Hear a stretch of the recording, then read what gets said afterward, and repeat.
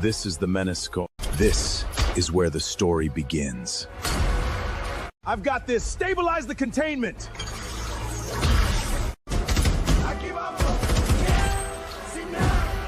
We bring heat and truth, no smoke. Stand ready. We keep your ears open and your guard up.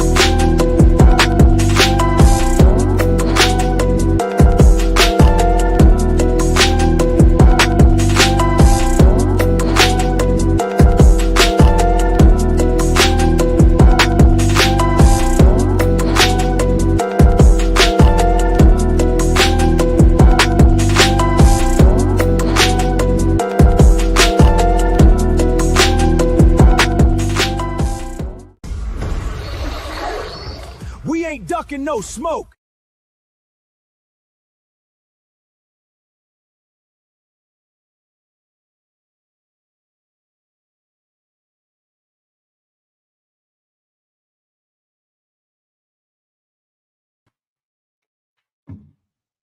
Hey, welcome to the Venom and Smoke podcast. I don't know why I'm so choppy, but let's bring in Jay the hater to Jay. Yo, What's going on with it, brother? I don't know why we choppy, but I might. you know how StreamYard is. They hating. Either that or you need to fucking do a deep clean on your computer. Maybe so. I don't know. No worry, I'm just gonna change the background. Maybe the background is too powerful for it. There we go. We start getting better. Yeah, Well, it could be that too because it moves around, so it probably causes that. You know what it is. Yeah, I'm gonna get better. Don't worry about it. But man, how we doing? Same shit, different day. You know how it is. Princess said was him. What's up, Princess? What's up, Princess? You know, she trying to say what's happening like she from New Orleans, but she ain't from New Orleans. So, man, football is back. I'm the shame for this, so you can see me wearing this. That I'm ashamed alcohol of this podcast is. So let's get started. Did you see some of the Hall of Fame games? I saw some previews. You know what I'm saying? It just seems to me like neither team wanted to really play defense. No. But I guess in the preseason, that's how all the teams roll. They're just trying to get their offense into, to have that chemistry. Defense will come. I just, I just think those two teams were probably the worst two teams that you could have put in the Hall of Fame game. Oh yeah, I'm in New Orleans. Shake my head. No, you ain't. What part of New Orleans are you from?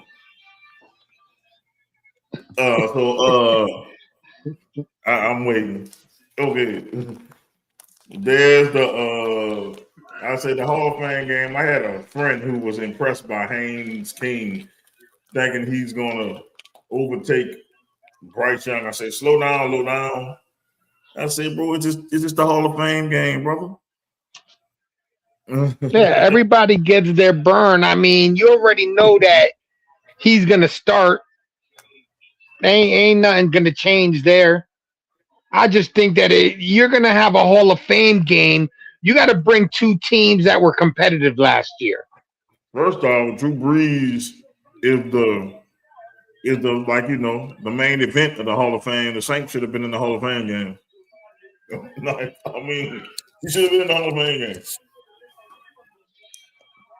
You know how many people from New Orleans would have traveled up? I think people still traveling from New Orleans to go see him. I mean, I would say, yeah, he's one. I mean, I'm a nostalgic. So the fact that they put in, Roger Craig is, I'm very happy about that. Because to me, I think he was in the 80s, probably one of the top 5 running backs of the 80s. Man, you know what I'm saying? Stop Googling places. Hold up. Stop Googling places. You Googling shit. You ain't. Like, what part of the Garden District? And what part of New Orleans is the Garden District?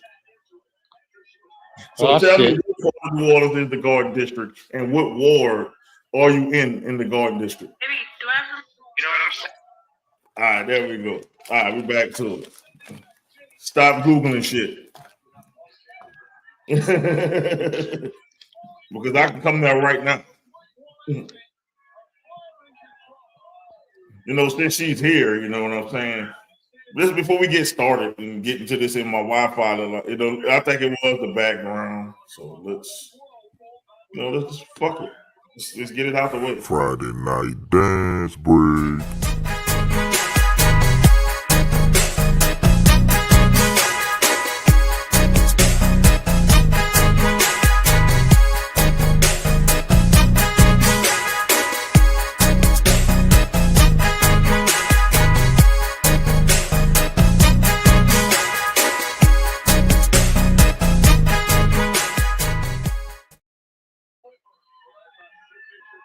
My bad, I was smacking the booty.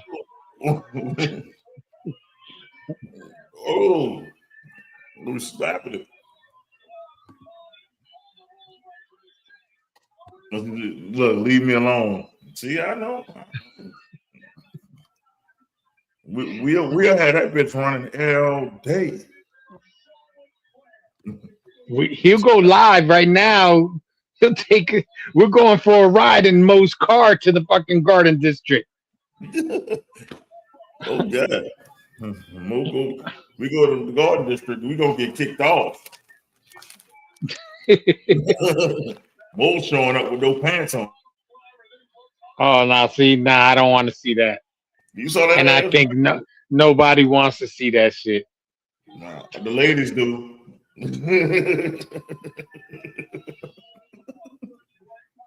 Oh man!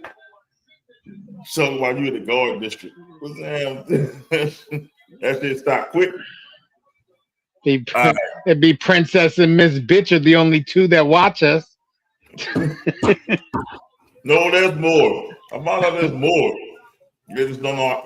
They watch us from a TV. Oh. So that's why they don't comment. Actually, more. We're getting more female fans. I look at the graphics. I look at the numbers. We're getting more and more female fans, bro.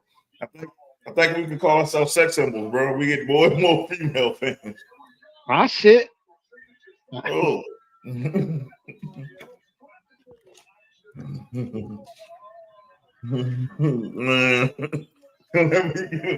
Back to the Hall of Fame game. Man, I was watching it while doing the podcast last night.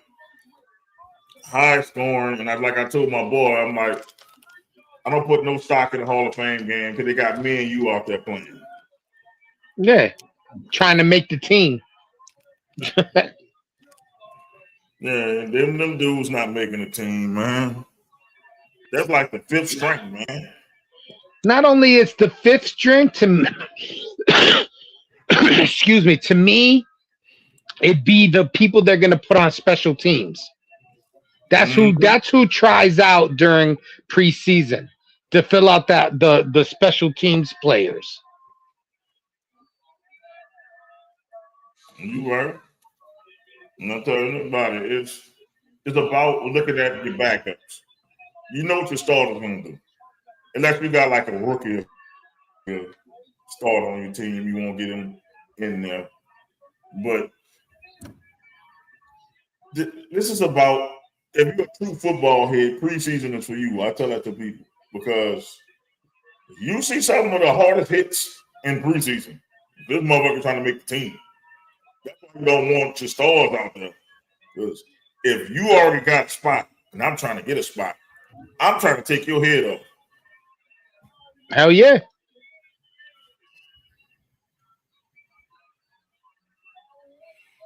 And people don't see that. And that's why, that's why I love watching preseason games. People like, Mo, how you like watching preseason games so much? Because you really get hard hitting. You get old school football in preseason. None of this cut shit.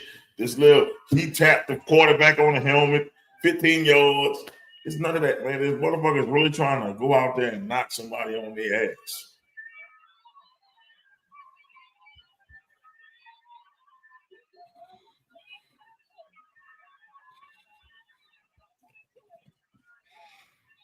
Let's see. Whoa, C Diddy. What's up? Whoa, it's C Diddy. Oh, C Diddy. Ain't seen him in a minute. C Diddy. He run this city. It's C Diddy, baby. What's going on, man? Nothing, bro. Just relaxing, bro. Doing this podcast and stuff.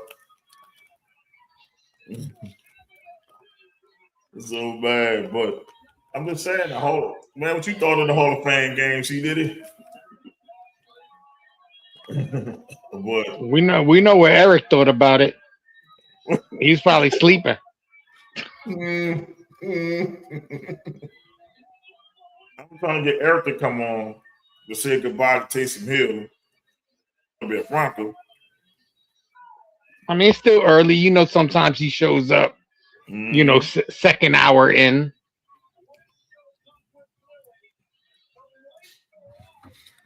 But I tell people don't get too excited about the Hall of Fame game. That's what it is. It's just for us to say football is back. Yeah, I'm glad about that. Only because we don't really talk about a lot of other sports. We talk basketball. We don't really talk hockey. Baseball. Baseball's the hardest one because baseball, there's so many fucking games that, we only start talking baseball around playoff time.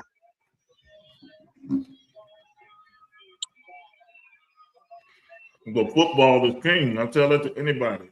Not soccer. Football. Yeah. Football is king. I mean, in the United States, I have to say yes. Yeah, I'm talking about United States. If y'all talk about football, you from another country talk about some football, and you talk about soccer, I'm looking at you sideways. I mean, don't get me wrong. When the World Cup was on, it's not like I went out of my way to watch the shit. But if I saw it on TV as I was, flipping through channels, I stopped and watched a little bit. But I wasn't like, cheering for Argentina, Brazil, United States, or Spain or anything like that. You know what I'm saying? It didn't bother me who won, where people were fucking having a heart attack because Argentina lost. Who the fuck is Argentina? Well, they have one of the best players in soccer. Messi is on that team. I know, but I'm saying, give a fuck what's going on in Argentina? Yeah. I'm American, damn it. And I knew American team, you're probably going to get a better team with the girls than you are with the boys. When you tell me what's your favorite football team, I'm going to tell you the Saints. Yeah. They were like, what? The Saints. They were like, no, we're talking about football with a U. No. When I talk about football, the only football I know is Miami Hurricane. That's the U. I'm talking about football, baby. we ain't talking about, I don't care about no Messi. I don't care about what's the other one. Ronaldo. I don't care about whoever else, other person they have. I don't care. I don't care. I care about. I care about right now. We got Pat Mahomes.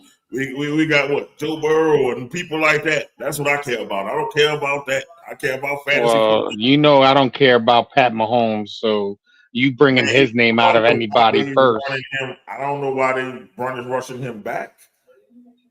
They got the He's gonna dude end up. He's gonna end up shortening his career more than it should be, gonna be Boogie because Miles. everybody knows when people know that you have a hurt part of your body, they hit you in that part of the body. That's just the way people are. That's how people play. If I know that fucking you got a hurt knee, I'm going after your knee. If I know that you have a surgically repaired knee, I'm definitely going after your knee, because one good hit, your season is over.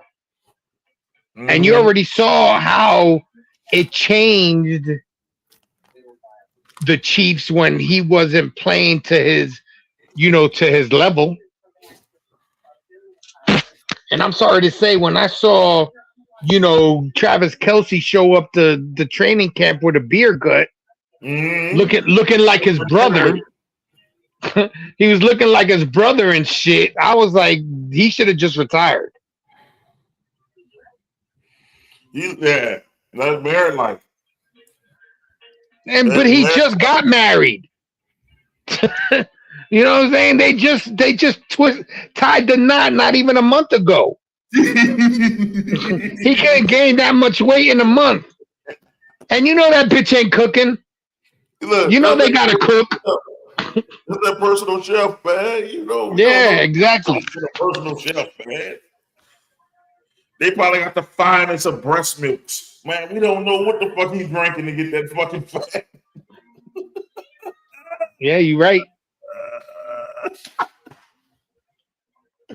Yo, like I said, man, that's that married week, man. You gotta get that man a pass.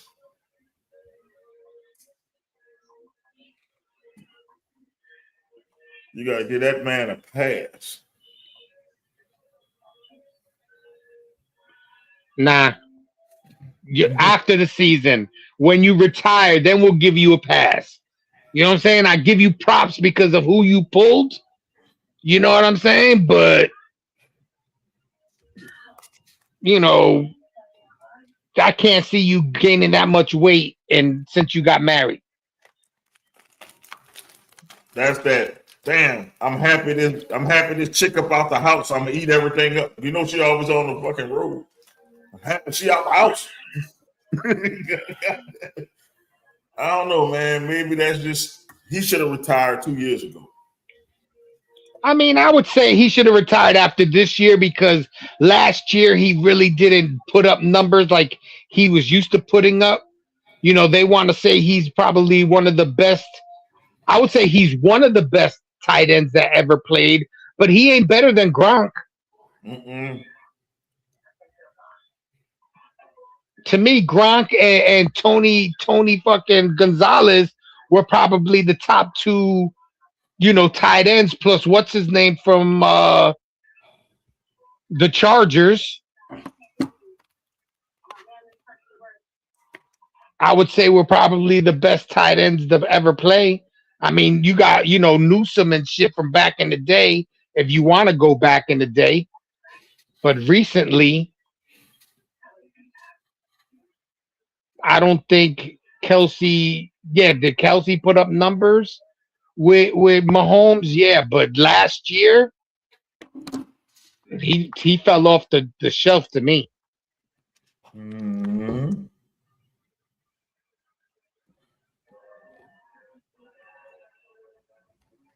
But I'm like with Kelsey. Kelsey should have been like I said 2 years ago. Remember they won their last championship, and he was the top tight end in the top tight end. Remember that? Yeah, That's that when was he what, should have. 4 years ago, 3 years ago. 3 years ago, that's when he should have retired. He was the top tight end. Even if you want to say the Eagles won, when he lost to the Eagles, he should have retired then. When he came back last year, trash. This year, trash. And the Eagles really exploited him that he was getting old. Because back in the day, you could have put a linebacker on Kelsey, and he was eating linebackers up, and he didn't eat. He didn't eat during that Super Bowl, and that's the reason. To me, one of the main reasons why they lost. They just wasn't. He not. The production is not there. That's why now you better go find a good replacement. Mahomes needs some type of help because his running game is suspect. Because Pacheco had one good year where people were like, "Ooh, Pacheco." Because look, fucking Doc ruined that career, bro. We're not talking about like Doc didn't ruin that man's career. Doc fucking, put him on the team, and the fucking guy maybe had 14 yards a fucking week, if that.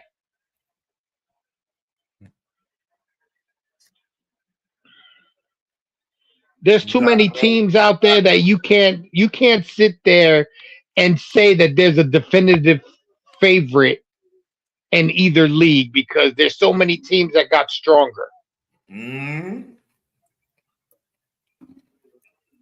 Because a lot of people are like, oh, Kansas City's going to run away with their division.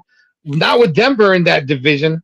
That's going to be a hard – and the way Denver's defense played last year, it's going to be a lot harder for Kansas City to dominate that league again, their division. The thing is, the Chiefs could either be first or third. Let's be real with it. Like, in that division, it's a 3-horse race if Pat Mahomes is in it. If Pat Mahomes is healthy, it's a 3-horse race in that division. We know the Raiders are going to be last.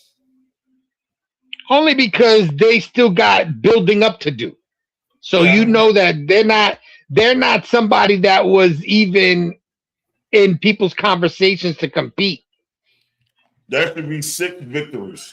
I mean, the thing about it, 6 victories for the AFC West. But the Chargers are always frauds. They find a way to lose a fucked up game. Yep. But they got stronger. Mm-hmm. So there's like I said, there's too many teams that have gotten. There's teams out there that you could definitively say are going to be shitty. You're going to say that the Dolphins are going to be shitty. People are probably going to say the Jets are going to be shitty. You know what I'm saying? Like, I don't think, in your division, I think that probably out of all the teams in your division, I think Tampa Bay is going to end up being shitty. And I think Atlanta's going to be in that same spot. I think you guys have a good shot of at least winning your division. Hopefully. Our division, everybody keeps getting hurt. I think right now we're the healthiest team. That's the right now. And we have somebody get hurt. Didn't you have a wide receiver that got hurt? No, it was D tackle last round.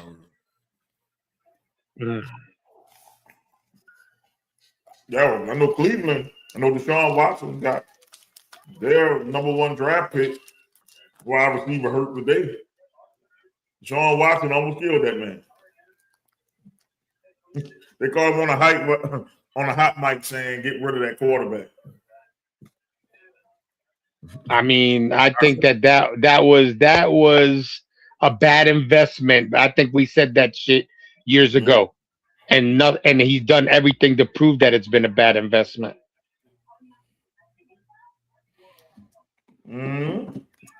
How do you go? How do you go from being a top 3 quarterback to fucking garbage?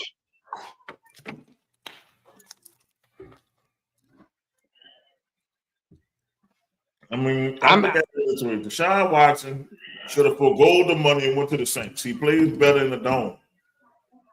He played better in the dome. Yes, he went to the Clemson, but you know Clemson ain't gonna get as cold as Cleveland. It's not windy as Cleveland. Yeah, that's true. Because you know that stadium's right on the water. Mm. So I think I said, he would. if he'd have been in the Saints offense, he would have been better. Yeah, probably. Well, not with the coaching staff that you had. Maybe No, with this new. Maybe with this new. Maybe with this new coaching staff. When that was going on, we had Sean Payton. That was Sean Payton. We won Sean Payton last year. That was Sean Payton. He probably would have never left. And I'm saying, I'm just telling you, that's Sean Payton. You'd have had Sean Payton, Sean Watson with that crew there. That was when Drew just retired. So Sean Payton was there for like 2 more years and then he left. We could have got Deshaun Watson. We could have had a Super Bowl. Because Deshaun Watson, we didn't care about Massage Gate. Let me tell you this way. People in New Orleans get them rubbing tugs a lot. It's New Orleans. We don't give a shit. We don't care. Rub it. I rubbed the front. I didn't care if he got his back rubbed long as he was throwing touchdowns. I didn't care if he got his guitar string popped. I didn't care about none of that. That's his personal business if he like the backdoor entry. That's him. I don't care about that. Let him do what he do. I still don't get why that was such a big fucking deal. Because we knew them women was full of shit when he didn't get indicted in Texas. There was a bunch of Instagram models who wanted a money grab. There's 22 women. Come on, let's call it what it is. And people can hate what I'm about to say. 22 women in Texas? No, sorry, 23 women in Texas, and you don't get fucking indicted on none of the charges? Craigslist hookers. Like that was Instagram girls. That was chicks off of Instagram. He went and got that a professional. He should have went to Ming Ling down the street. He should have. She would have kept her mouth shut. Asked Robert Kraft. That's why nobody tell Robert Kraft shit because he went to Ming Ling. Ming Ling gave her them ancient Chinese secrets. Gave it.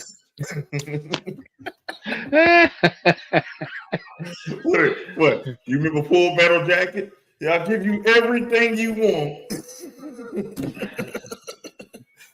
That's what happened to Robert Kraft. That's why we don't hear no more about it. You don't hear no more about him going to a massage parlor that got raided. You don't hear no more about it. Because Ming Ling ain't testifying. Nope. His problem is he wanted to get an Instagram model.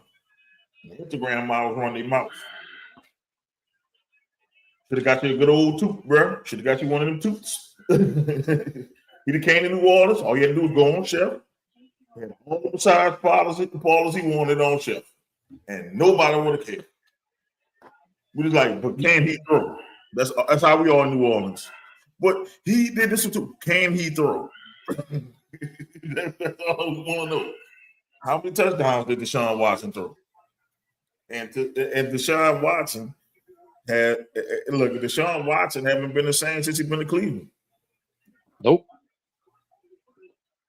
They should have gotten him a Ming Ling when he went to Cleveland because he probably would have never gotten hurt.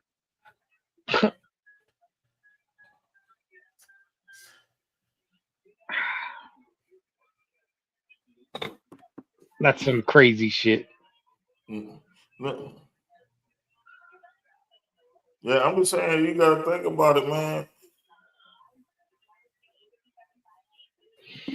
I'm saying you gotta think about it like this. What's worse, man? Like you put what it was 268, like 268 million, something like that. Yeah, crazy amount of money. Something like and that. he hasn't earned a dime. And he hasn't been the same player since he stopped getting them ass massages. Man, you getting all the ass massages you want, brother. We gonna get you a masseuse on board. Think about how many games he really played, and they paid out all that money. That motherfucker don't have to play for the rest of his life. No, this is the last year of that. This is the last year they gotta pay him. They should have bought his ass. They should have bought his ass out. Can you tell me? Can you tell me a Deshaun Watson game in Cleveland you can remember? When he got hurt. Which time? Exactly. Brandon, there you go. What time? What time he got hurt? That's what I'm saying. That's what she would be saying to me right now. She was here. Which time he got hurt? What time the motherfucker got hurt? So, yeah, man, they up there in Cleveland. We got Deshaun Watson. Okay, what you gonna do with him with no receivers? There. How do you bring in a quarterback that's considered top 3 With no receivers. and didn't have nobody for him to throw it to? Jerry Jeudy. I mean, don't get me wrong. Jerry Jeudy wasn't a slouch, but he wasn't a number 1. You know, he was a good number 2 or a good slot receiver. He wasn't a number 1. You had to go get him somebody to throw it to. Get him a good number 1 with Jerry Jeudy as the number 2 or a slot, and then you get him a halfway decent fucking tight end. And he could have did some work. He had a good tight end in Njoku, but they misused him. I mean, the shit is this. Fucking Deshaun Watson should not be the quarterback of the Cleveland Browns this year. It should be Shedeur Sanders. Just eat this last year of the contract. Nobody's gonna trade for him. Eat the last year of this contract. Let Shedeur run the team. He might not be perfect, but they love that dude out there. Your fans love him. The team love him, except Jerry Jeudy, because Jerry Jeudy is a hating bitch. But besides Jerry Jeudy, everybody else likes the kid. And I give him a full season. You get what I'm saying? Like, yeah, I mean, he'll probably play, you know, because I do really think Deshaun Watson's going to stay healthy. Nope. Especially if you know that your team is shitty, you fake an injury to fucking not play. You know what I'm saying? Why am I going to go out there and get killed because my offensive line is shitty? You know what I'm saying? I don't know if they improved it. I'd rather Shedeur out there, you know, he's 20-something years old. He's younger. He can move around a lot better.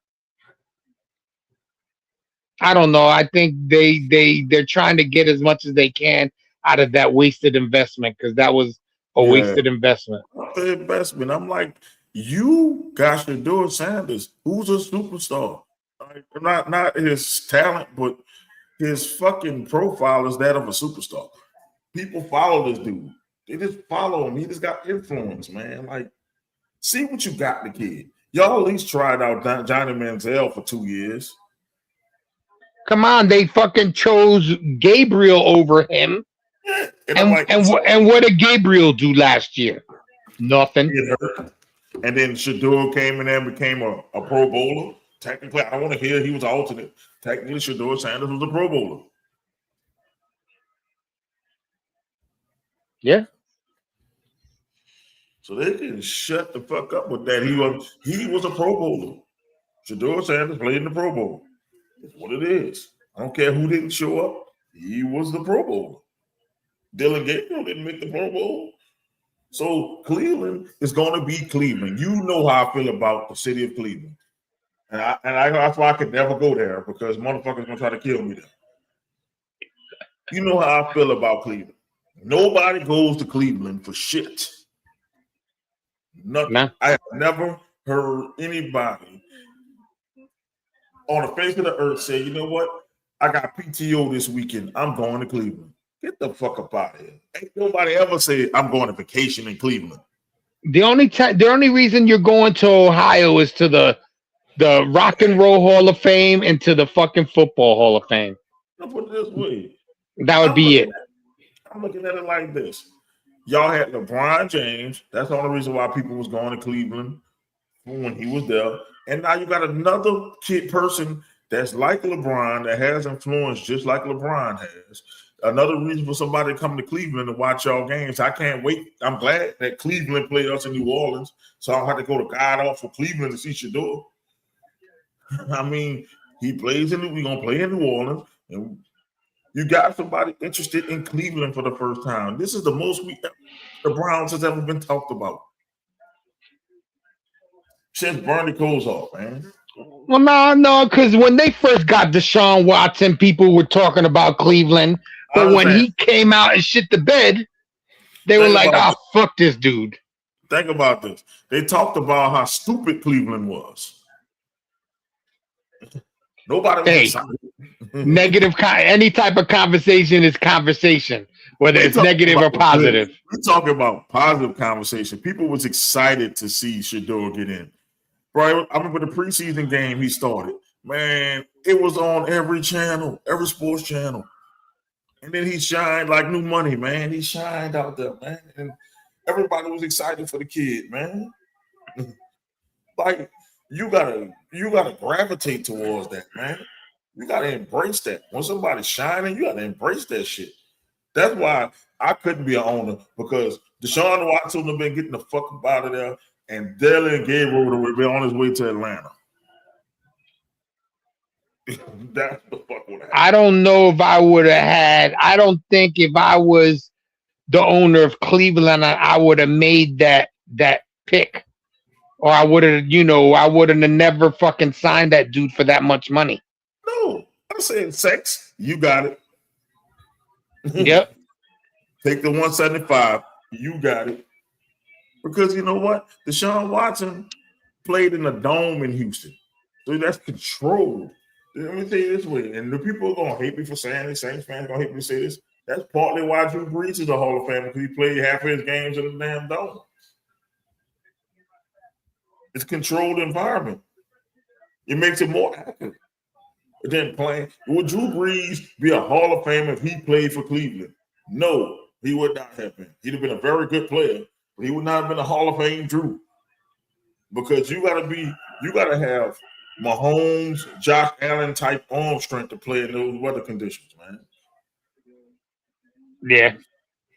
That's what I'm saying. An accurate quarterback doesn't work out there. You have to have a strong arm. And people don't want to hit that, but I'm like, you try to throw a football when the winds are swirling 30 miles an hour and it's cold as shit outside.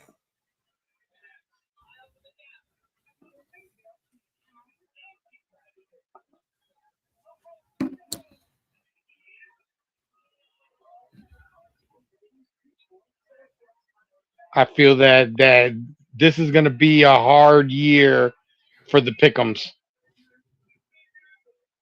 because, like I said, too many teams are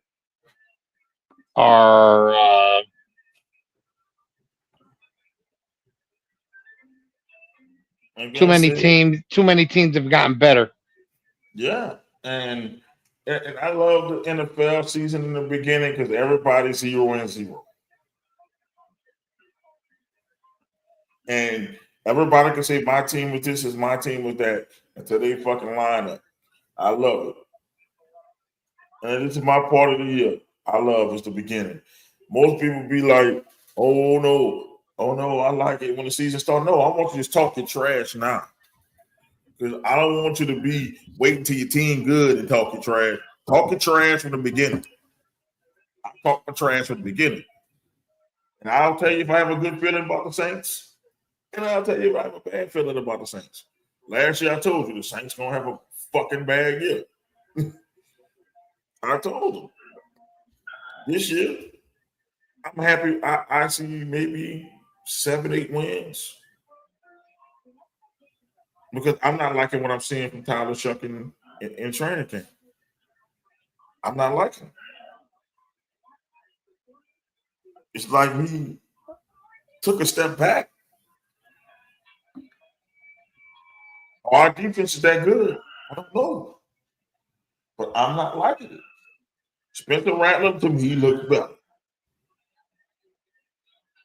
I mean, I guess you're gonna see because he'll play the first quarter or whatever, and then if Rattler comes in and fucking starts, doing what we've expected him to do, because all we said was give him the kid a chance, and they didn't. They gave him the hardest part of the schedule last year, and then brought him in during the cake part of the schedule. I'm gonna say this. They brought in. They didn't give him but Olave, concussion Olave as his only fucking weapon. Like, Yeah. you had Shaheed too. But Shaheed was up and down. They loaded this shit up with for Shuck. So Shuck has no way out. They went receiver in the draft. And they got a track team out there. You have no excuse.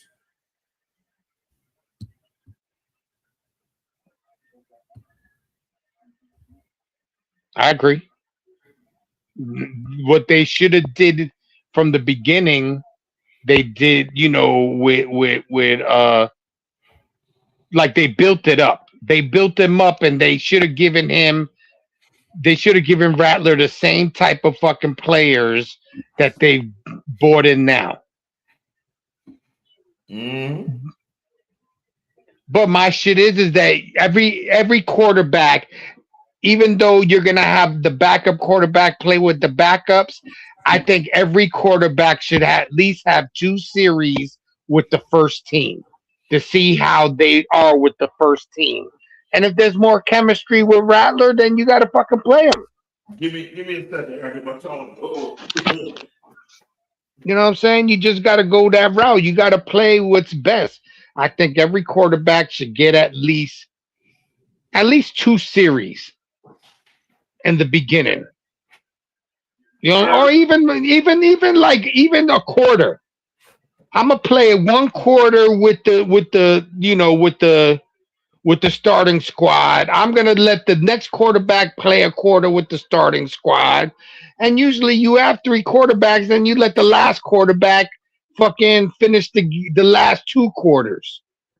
Or you play a quarter and a half and a quarter and a half, 1 quarterback with the starters. So your receivers and your line and shit like that, they're gonna play most of the preseason. And then you let your fucking backup quarterback or your third string quarterback play the end of the game. Right. So this way you see where the chemistry is, because just because Shaw is considered the starter, he might not have chemistry with your new receivers. He might not have chemistry with the other new players that they brought in. But Rattler might. And I'm like this. Unlike the motherfuckers last year that hated on Rattler, I wish Shuck to have a Pro Bowl year. I don't mind being proven wrong. I told people I don't mind being proven wrong. You get what I'm saying? Prove me wrong. Like if I was wrong on Shuck, oh well, I was wrong. I'm glad to be wrong. Yeah. I'm like, I'm not gonna get mad because the quarterback of my team is good. Get the fuck about here. Like, why was y'all? That's what I want to know, Saints fans. Why was y'all rooting against Spencer Rattler? Like, what you want him to be good? Insane. But then he goes somewhere else and he kills it. You're gonna be bitching and complaining. Then we should have kept him. So. But it's the same people that revere Archie Manning, so yeah. So the way players are getting injured so early, teams don't want to play starters like that. They're gonna play Shuck probably about a series or 2. Let them go sit down after that. this is basically showcasing Rattler so Rattler can get a high draft pick for him. That's why I think you bring in Zach Wilson.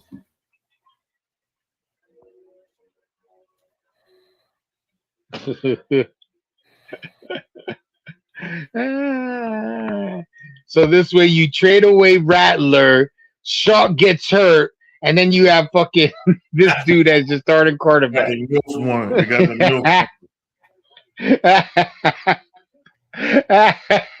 That shit I will not stop laughing.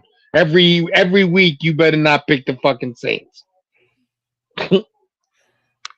Mm-hmm. Every week I would.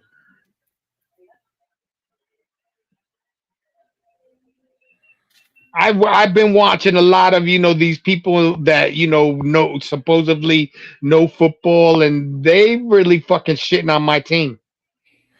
Why They're saying the most we're gonna get is 5 wins, and I really don't think so. I think that we have all the tools there to get. Now, I'm not saying win the division, but I'm not saying fucking be at the bottom of the division either.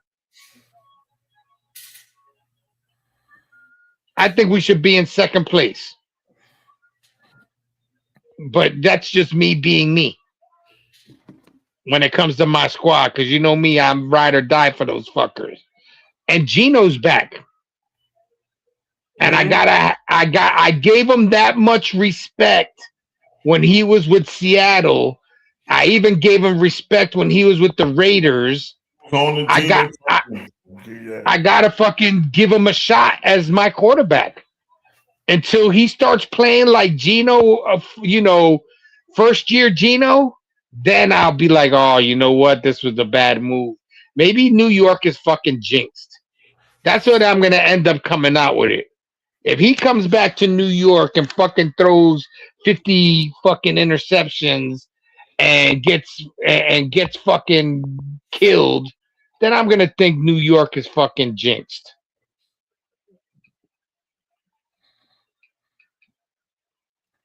Yeah, I think y'all could get more than 5-6 victories.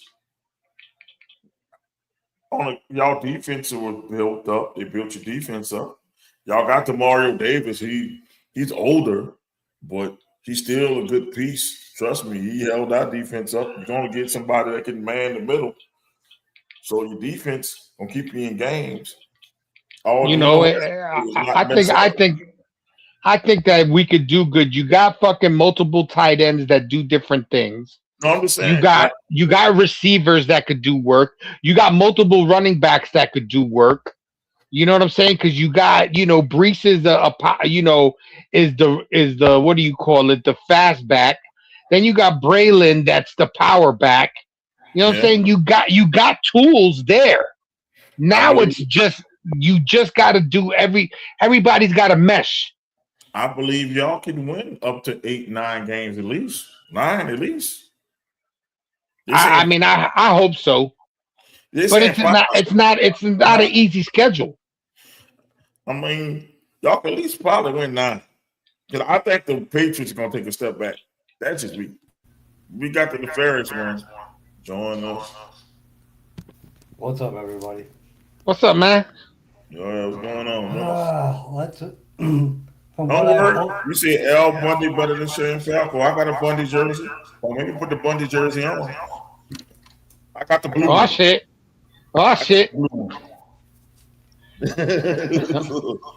Hawkeye versus Shane Falco. Man, look. Shane Falco beat the Dallas team by himself.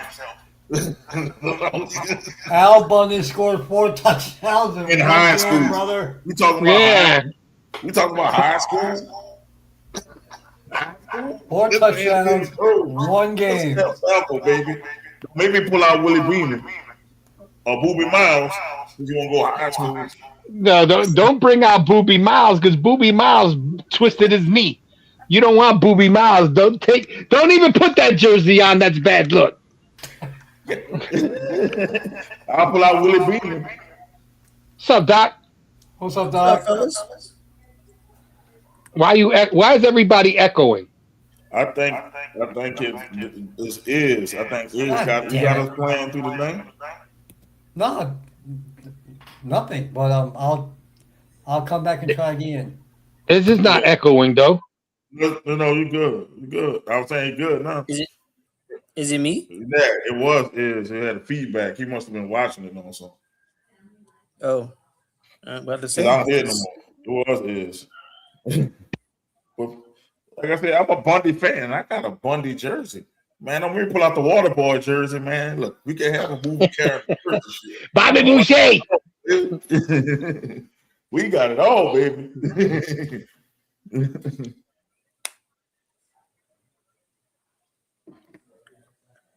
Yeah.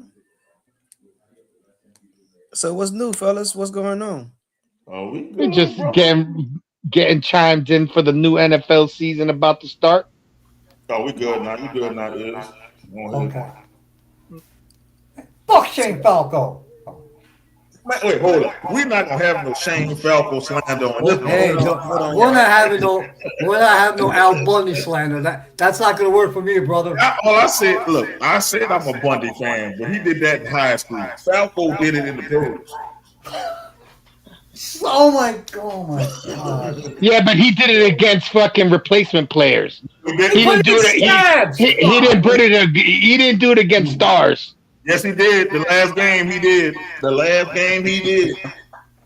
Winners want the ball. Oh no! Because the following week the regular players are coming out, but they were still playing against scabs. No, they didn't. The whole Dallas team crossed the line. That's why they were getting their ass whooped. Until Shane Falco came off the boat.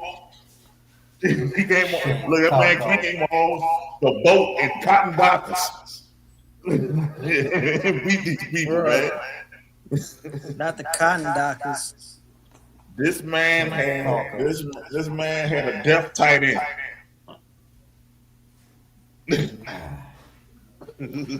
Shane Falco went and to shit. solitude somewhere where old NFL and old football players go to waste away and fall off the planet. Oh. Whoa. Where? That's what Falco was doing, right? Yep. Letting himself waste away. Quicksand, bro. You know, quicksand.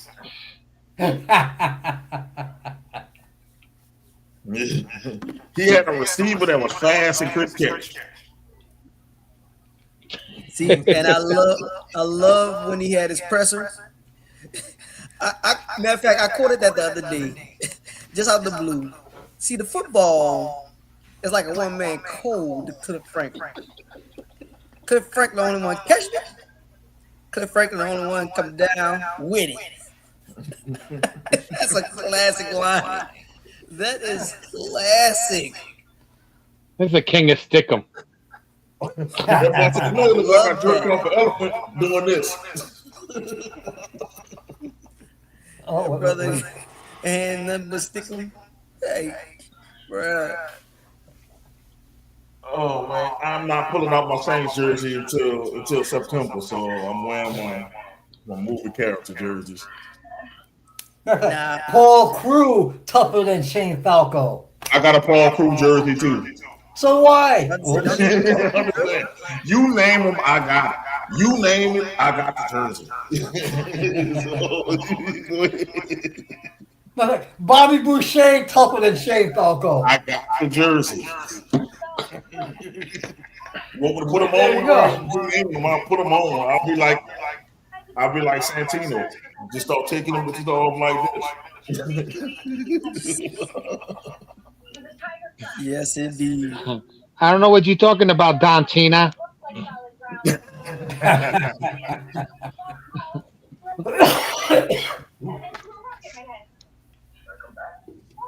Well, anyway, we were talking smack about our teams and whatnot. We just talking shit about football. We started with the Browns with Deshaun Watson and Shador, and then we just talking about how people were talking shit about my team and how the Saints. You know, we don't know if the Saints are going to be good with Tyler Shuck or whatever the fuck his name is. Spencer Rattler. What I said was, I think in a situation like that, you got to let Tyler play with the first string team for at least a quarter and a half, and then let Rattler play with the starting players a quarter and a half, and then let the third string quarterback, Zach Wilson, play with the fucking backups the end the game. Oh, nobody want to see the MILF Hunter. So once the MILF Hunter come in that damn preseason game, I'm walking the fuck out. So, or in a very, I don't know, they're in a good problem to have. It's problematic because Tyler Shuck is the name starter. It will be Tyler Shuck unless barring injury. Now, Spencer Rattler is a guy. If you put the numbers side by side, the Saints, the stronger half of the schedule last year, was the first 7 games. The booty end was the last. And if you compare the numbers side by side, it's the same quarterback. You erase that name and you look at numbers, it's the same guy. Yeah, but if you brought Shuck in to the weak part of your schedule and he's putting up the same numbers that the dude that played the strong part of your schedule, then who's really the better quarterback? So that's a problem. So the problem is Shuck has wins. I mean, multiple under his belt. He got 5 of them under his belt. Spencer Rattler only got 1 under his belt. And I mean, against the stronger part of but it was the stronger part of the schedule. Well, let's be honest. He didn't lose them games. Our defense lost them games. True. He had the 49ers beat. You know what our defense did? Gave a game-winning drive. He had the Cardinals beat. What our defense did? Gave a game-winning drive. No comment on that. You had the Patriots there at the right. You had concussion Olave, who he just paid money for, drop the ball that was right in his hands. Yeah, well, he won't be your number 1 receiver this year. I hope not. I hope it's Jordan Tyson. Whoa. Olave's getting paid number 1 receiver money. That is your number 1 receiver. What I'm saying is he's going to be hurt by week 4. So I'm already preparing for Jordan Tyson to be the fucking guy. Because he can't stay healthy. Pump your brakes, man. I don't know. I don't pump my brakes. It's like a Cleveland fan expecting Deshaun Watson to stay healthy. Hey, I'm not getting my hopes up. Last year was a long year. I've been recorded on this podcast saying, "Hey, look, I'm gonna take a break from football. I don't care about who wins. I don't care who loses. Now I'm back in it. I'm back, coming back for this team. I don't want nobody hurt. I want everybody healthy. It's bad enough that the first day of training camp we lose a whole guy. Brother took out a whole ACL." Say, bro, you literally just got back in here and you already gone for the season.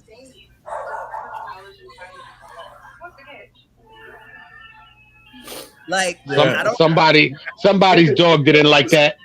That's over this house. It's not a helmet strong enough to protect that mush head he got, that mush brains he got. Look, I don't know what him and Tua got in common with the fucking sneeze on him and to get a fucking concussion. I mean, Olave, I don't trust him. He's a good receiver when healthy. He's a great receiver when healthy. Key words, when healthy.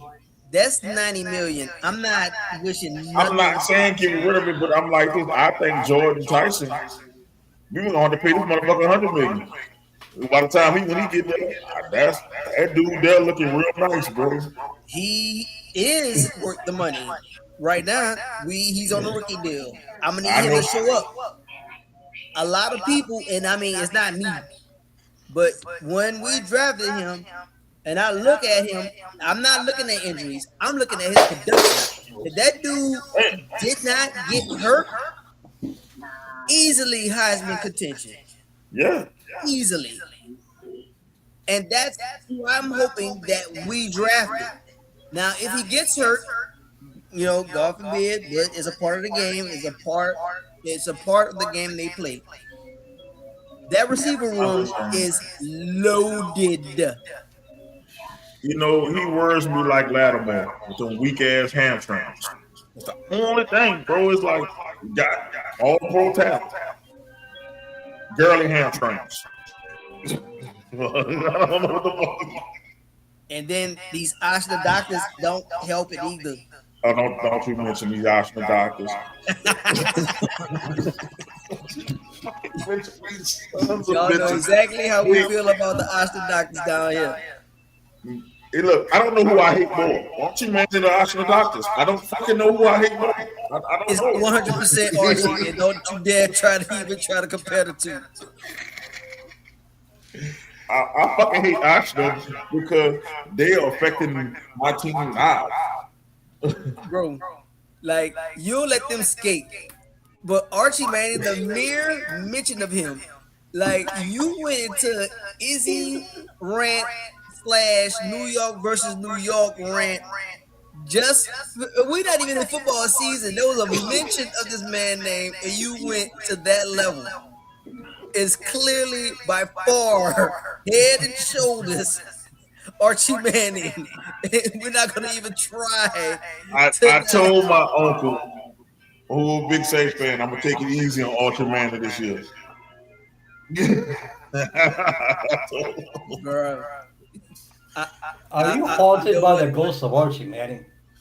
What ghost? The ghost has to win. The ghost didn't win. Like, here we go with this bullshit, man. The ghost didn't win. He didn't fucking win.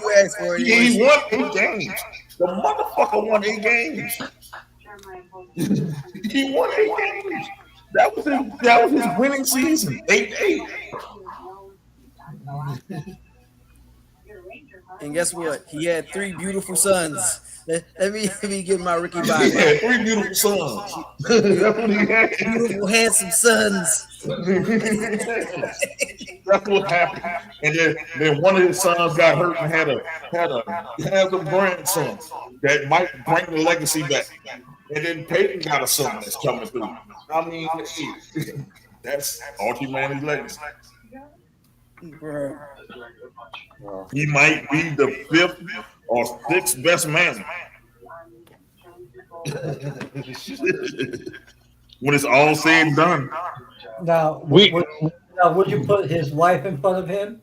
Yes, because I think that's where the genes come from. I think the winning genes come from the wife. Oh. He didn't win. How many national championships did Archie Manning win? He kept the franchise afloat. No, he didn't. Oh. He sucked.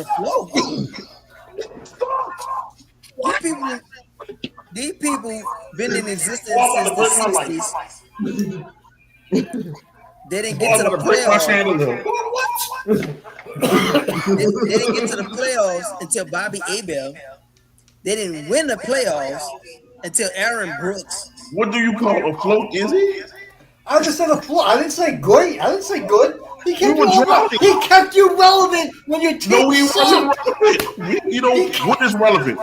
Getting teased, having backs over our head. That's relevant. What the fuck is relevancy? NFL to your town. No, it wasn't relevant at that time. You don't understand how painful it was to wear a Saints starter jacket when I was a kid.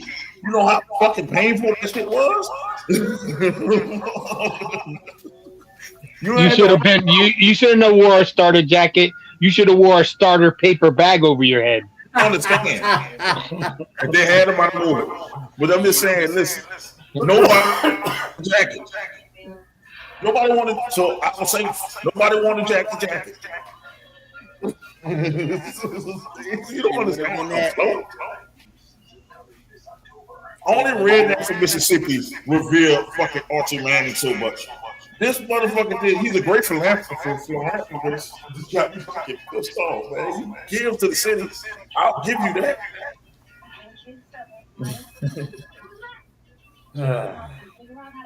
This motherfucker ain't do shit. But so if I told you that fucking Eli Manning will only won 8-8, you would say he kept you the Giants fucking afloat? I'm talking about no playoffs.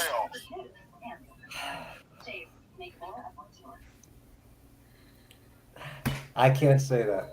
I don't give a fuck. He beat Tom Brady twice. What I'm saying, He got me 2 Super Bowls. I can't he complain. made it to the dance.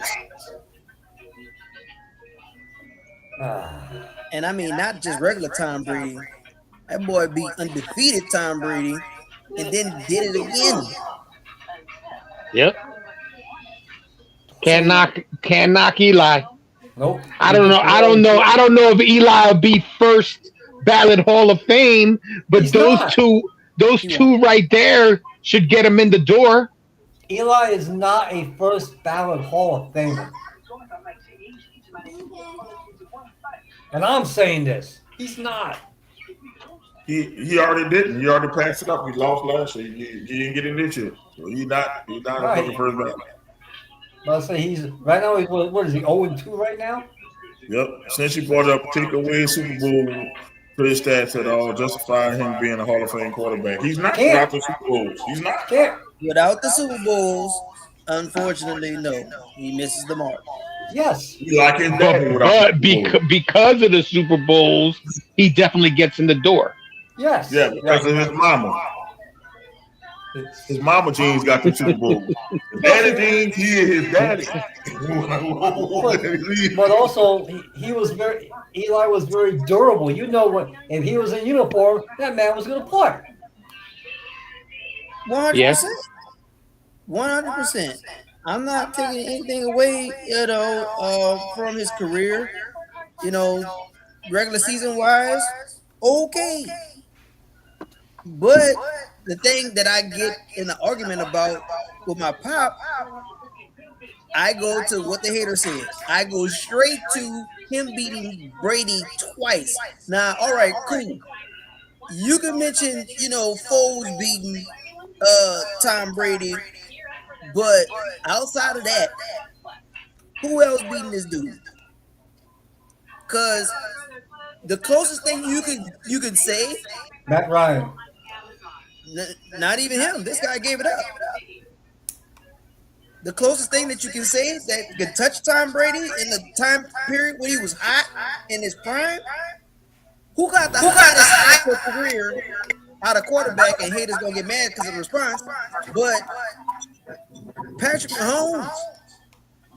Fuck Patrick Mahomes. Dude, of course you will say that. But this dude, bro, why you gonna say fuck Pat Mahomes, bro? Because I just said fuck him and his knee. But this dude. As much as I like Bob Greasy, he's not a Hall of Famer. He's more of a Hall of Famer than Eli Manning. Greasy no Hall of Famer? Come on. Hell no. He's more of a Hall of Famer than fucking Eli Manning. What to say? Did he have a handsome son too? Well, he took a team that's undefeated. So that man was perfect. I'm not gonna say no damn Hall of Famer. Herman Boone. He went Herman Boone. We are perfect. in every way. We will be perfect. Eric has an echo. I don't know who it is with the echo. It's not Somebody me. got something up too loud or Promise he's it's watching not me. us or something and it's bouncing. I'm trying to figure out who it is. It's not me. I'm gonna mute myself. So Hi, how you doing? I can hear me too. Yeah, but see, Izzy's not echoing, but Eric is echoing. God. Well, And Mo was echoing. So let's see, Eric. Let's go. Hi. You're echoing, Mo. Yeah, so it's not Eric. Let's do you. Hey. Yes. Process elimination. Let's go. Let's see what it is. Is it Izzy? Yeah.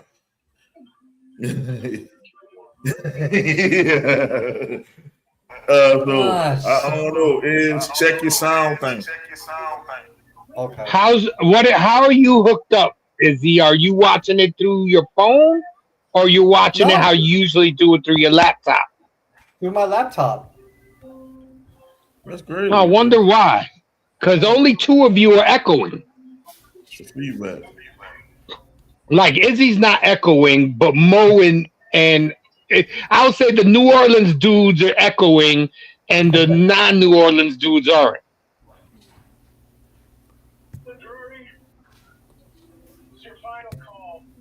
Well, I definitely don't have any other device. Yeah, I'm on the computer. I wasn't echoing earlier. Whatever it is, it stopped for a little bit. All right, Pat Yeah, I don't Mahomes have and any other Peyton Manning device. beat him in the playoffs multiple times. Mo, read my comment about texting real quick. Is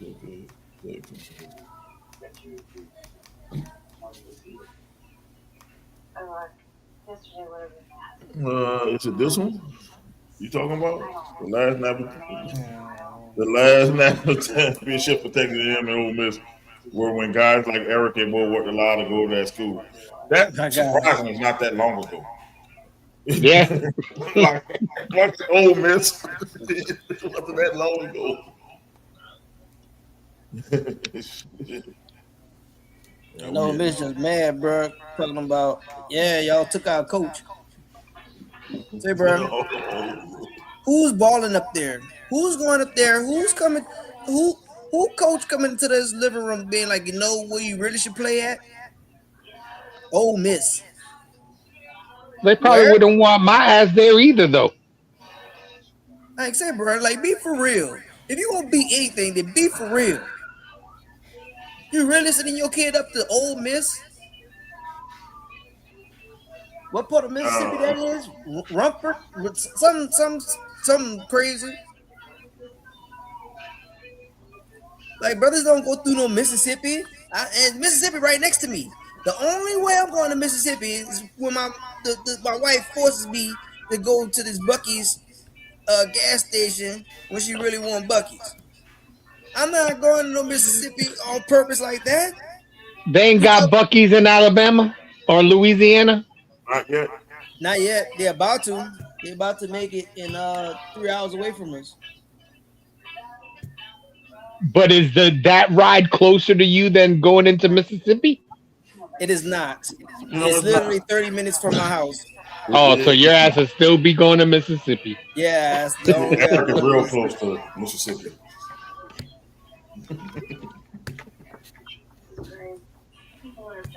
Mo and Eric being that you guys from Louisiana when they first introduced Brian Kelly to the fan base and he did that Fuck Brian Kelly.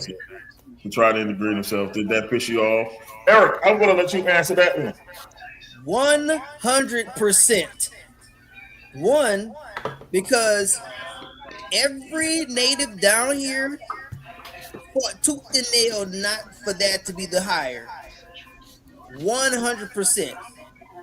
Like, it's not even the fact that he did the fake accent. One, we didn't want you. Two, when you came down here, then you want to try it super hard.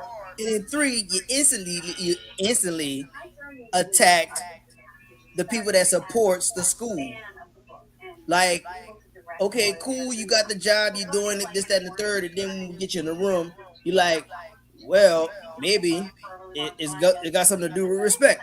Say, brother, you came down here and it's the culture is already created. What are you trying to create? We have a culture known for winning. We play defense and we win.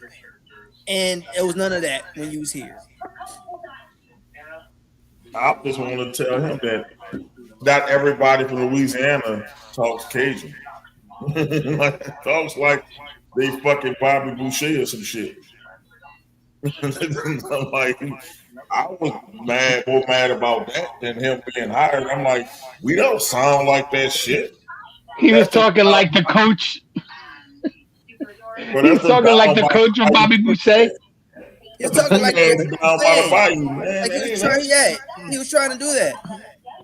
Motherfuckers that don't have television. That's the motherfuckers he was sounding like.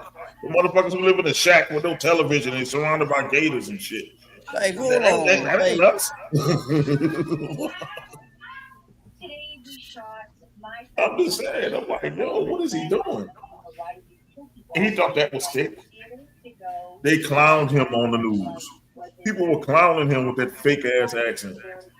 boss, it was so tragic. I Like, was so like, wow, tragic. Lord. I was like, why, Lord? Why would he do that? And then he did that stupid picture doing this shit on the. I'm like, man, that was it, buddy. I, I mean, overall, he's a good coach, but him being down here was not the move. Eric, since you followed LSU, was it true that Kelly alienated the majority of the big schools that sent all the talent to LSU? Yes, he Did did. he did Yes, he did. now? And this is, the past coaches besides BK. They started here. They started in the state. Coach O did it. Les Miles did it. Nick Saban did it. And even this coach is doing it. But he learned because what was one of his first hires after he brought his guys over was to get Orgeron back at LSU on that campus because the guy is a master of recruiting. But he did everything despite what we're telling him. Say, you know what? I'm gonna do it my way. It's gonna be this way. I'm gonna still win. I'm still gonna be able to do such and such and such and such. Okay. Well, again, the tail of the tape in this program at this school, you get 3 years. Saban, year 3, chip. Les Miles, year 3, chip. Orgeron, year 3, chip. Mm-hmm. And then when he won it, damn near the greatest college football team, arguably one of the top 5 college teams of all time. This guy comes in. All right, the goal is to get in the playoffs. Can you at least get in the playoffs? Then it changed the whole landscape of college. You don't even have to win the championship. Just get in the playoffs. Now that's number one. He got me a Heisman winner. Barely, despite him cutting up and holding him down until he was like, damn, you know what? This kid is really talented. Let him loose a little bit.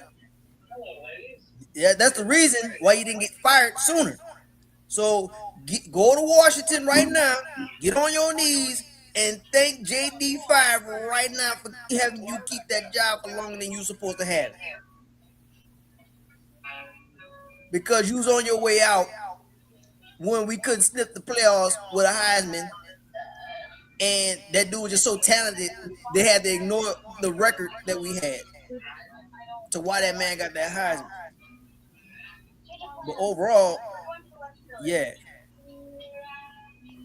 I'm sorry, a new comment came in. Let's see. I also heard they brought Corey Raymond back.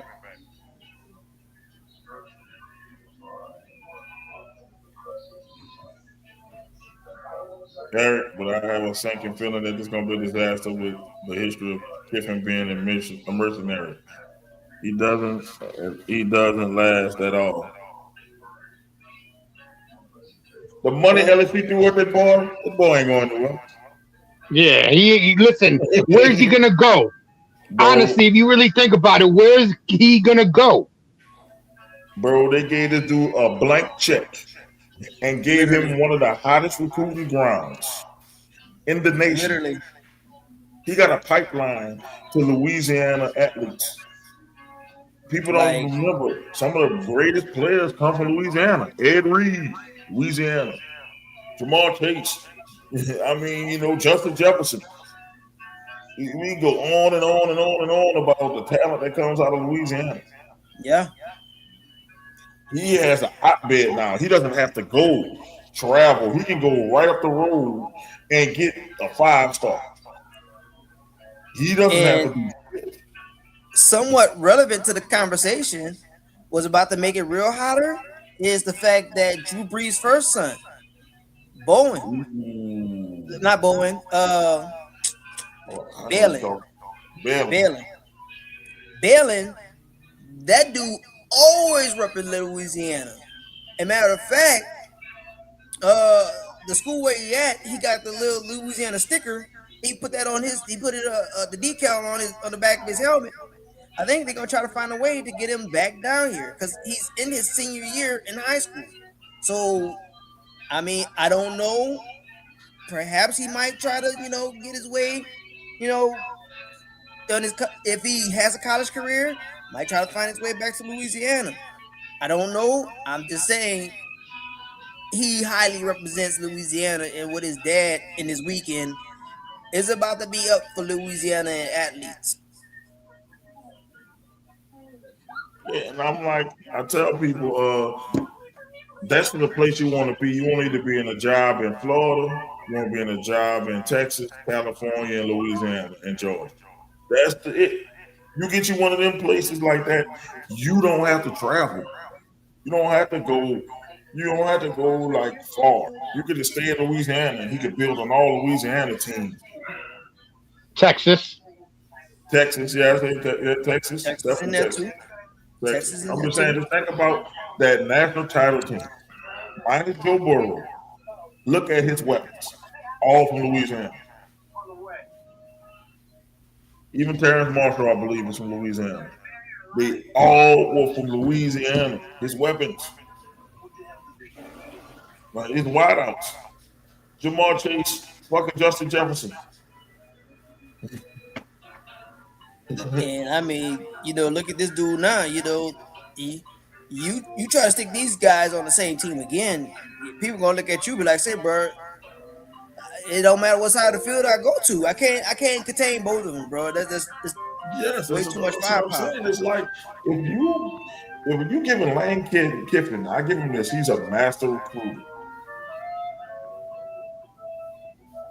Well, who watching Law and Order this bitch? I didn't know you can hear that shit. It's a classic thing, though, right? My fucking ears can pick up shit. Man, I was gonna say because that shit isn't loud here. I heard it too. I'm just like, I'm just letting it play. No, that was fire as fuck. I thought you did that shit on purpose. I'm like, damn, going on the shit coming. Shit, I ain't trying to get her shit fucking banned for fucking playing that song in the background. Shit. I said that the breakdown hit. That breakdown hit all though. I ain't gonna lie to you. I was like, fuck, I'm talking. I said, shit, that went with it. Okay.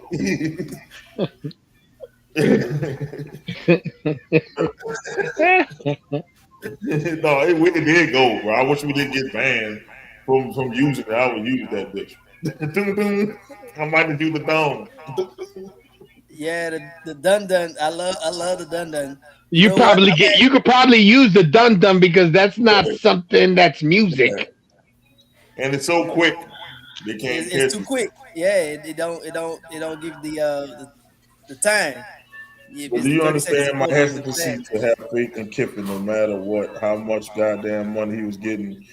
Because they even made him the highest paid coordinator. He still left Alabama, but he wasn't getting LSU money. Yeah.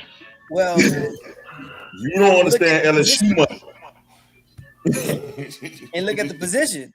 Like, you want to be a coach where it's you and your program and you're the man, or you want to be a glorified babysitter? And I'm not trying to say that disrespectfully to coordinators, but do you want to be glorified under somebody else's program? And then when it's kind of like what we was talking about with the water boy.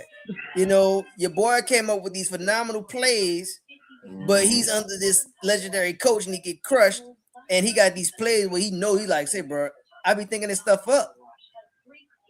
And just saying. These are my plays, Red Bull. You. Yeah. I hate him.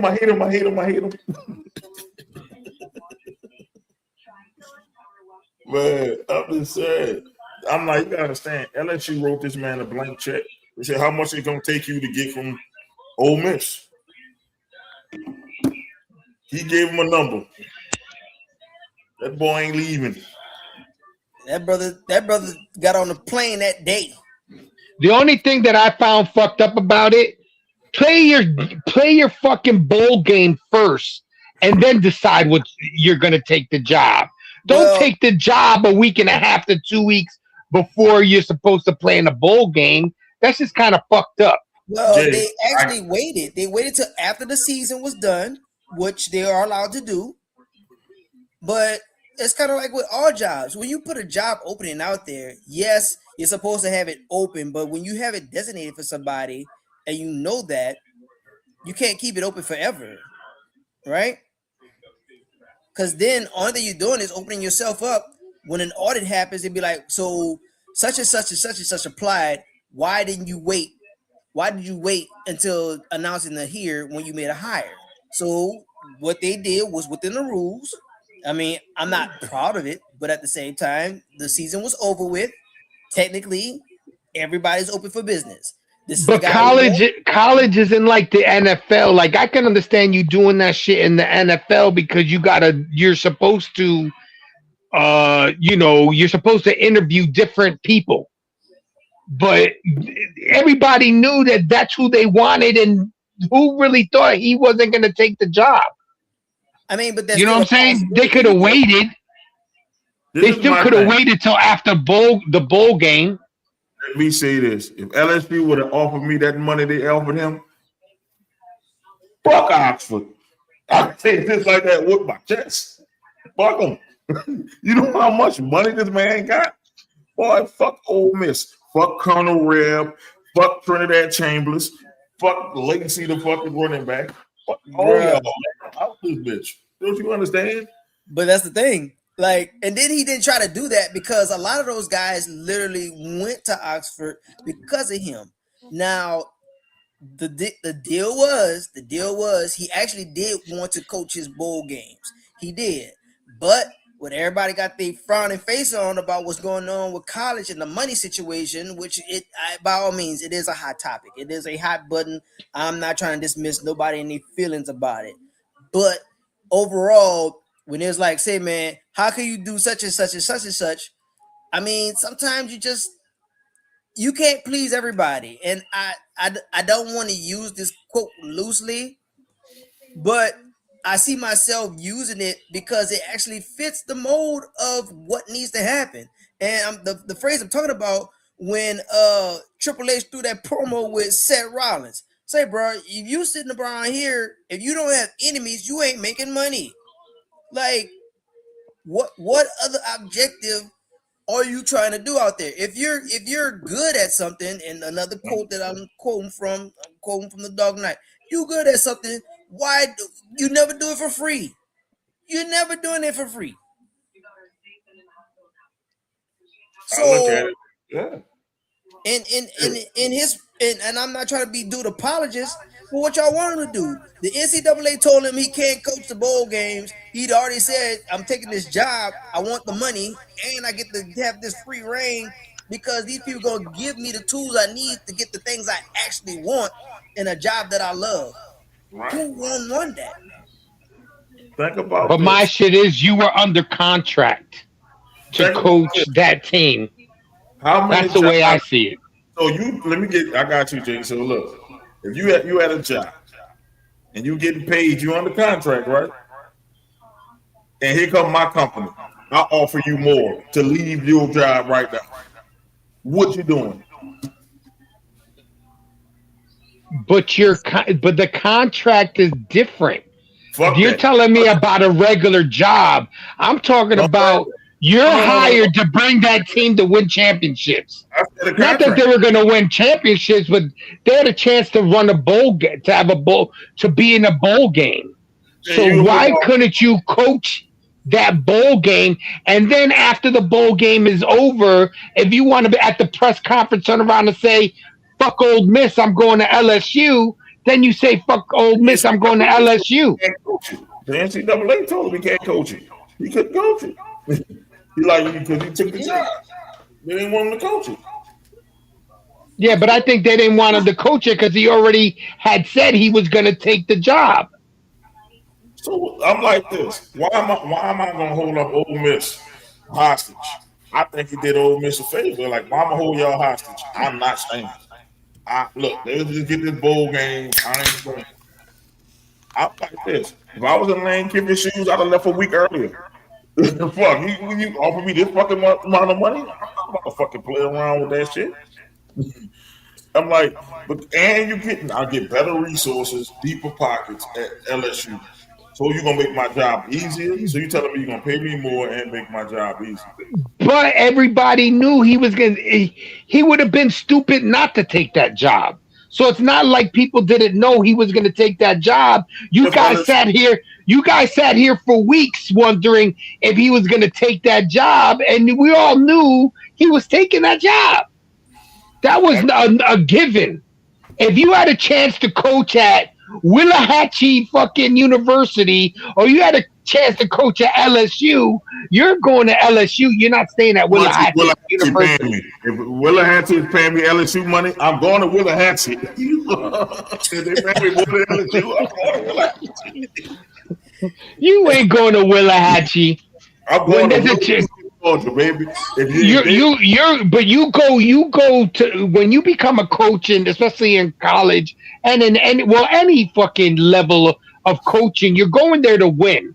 If you could win in LSU and you're not getting paid, let's say, like the same money that Willahachie would get you, you're still going to go to LSU over Willahachie. Don't sit there and talk shit. You're going to go to LSU. Willahachie University, your fucking quarterback is fucking Eric. Listen to this, though, Jay. If Willahachie is paying me $100 million and LSU is paying me 90, I'm going to Willahachie, baby. I'm getting that $10 million. It's a $10 million, baby.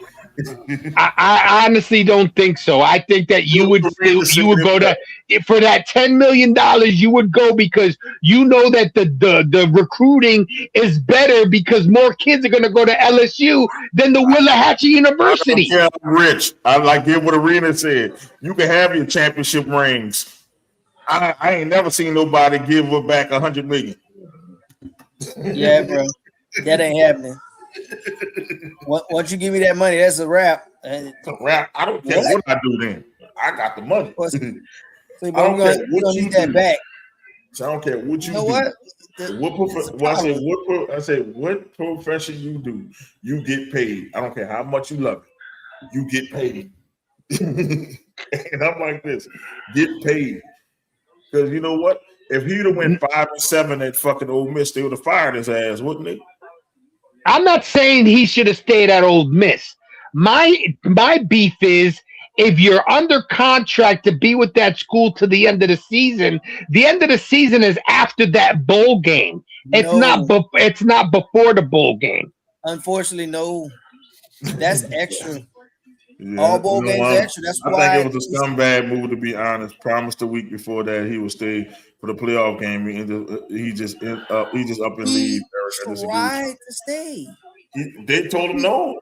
Because he had already chosen to go to LSU. He didn't decide to go to LSU until after that bowl game. He decided to go before. The regular season is over. That's it. Everything is open. It doesn't matter. You're contracted to coach that team till the season is over. The season is not over until that bowl game is done. The season is over. Jay, look, the coach for Tulane did the same exact thing as Lane Kiffin. Is that Tulane honored it. He told him, I'm going to Florida.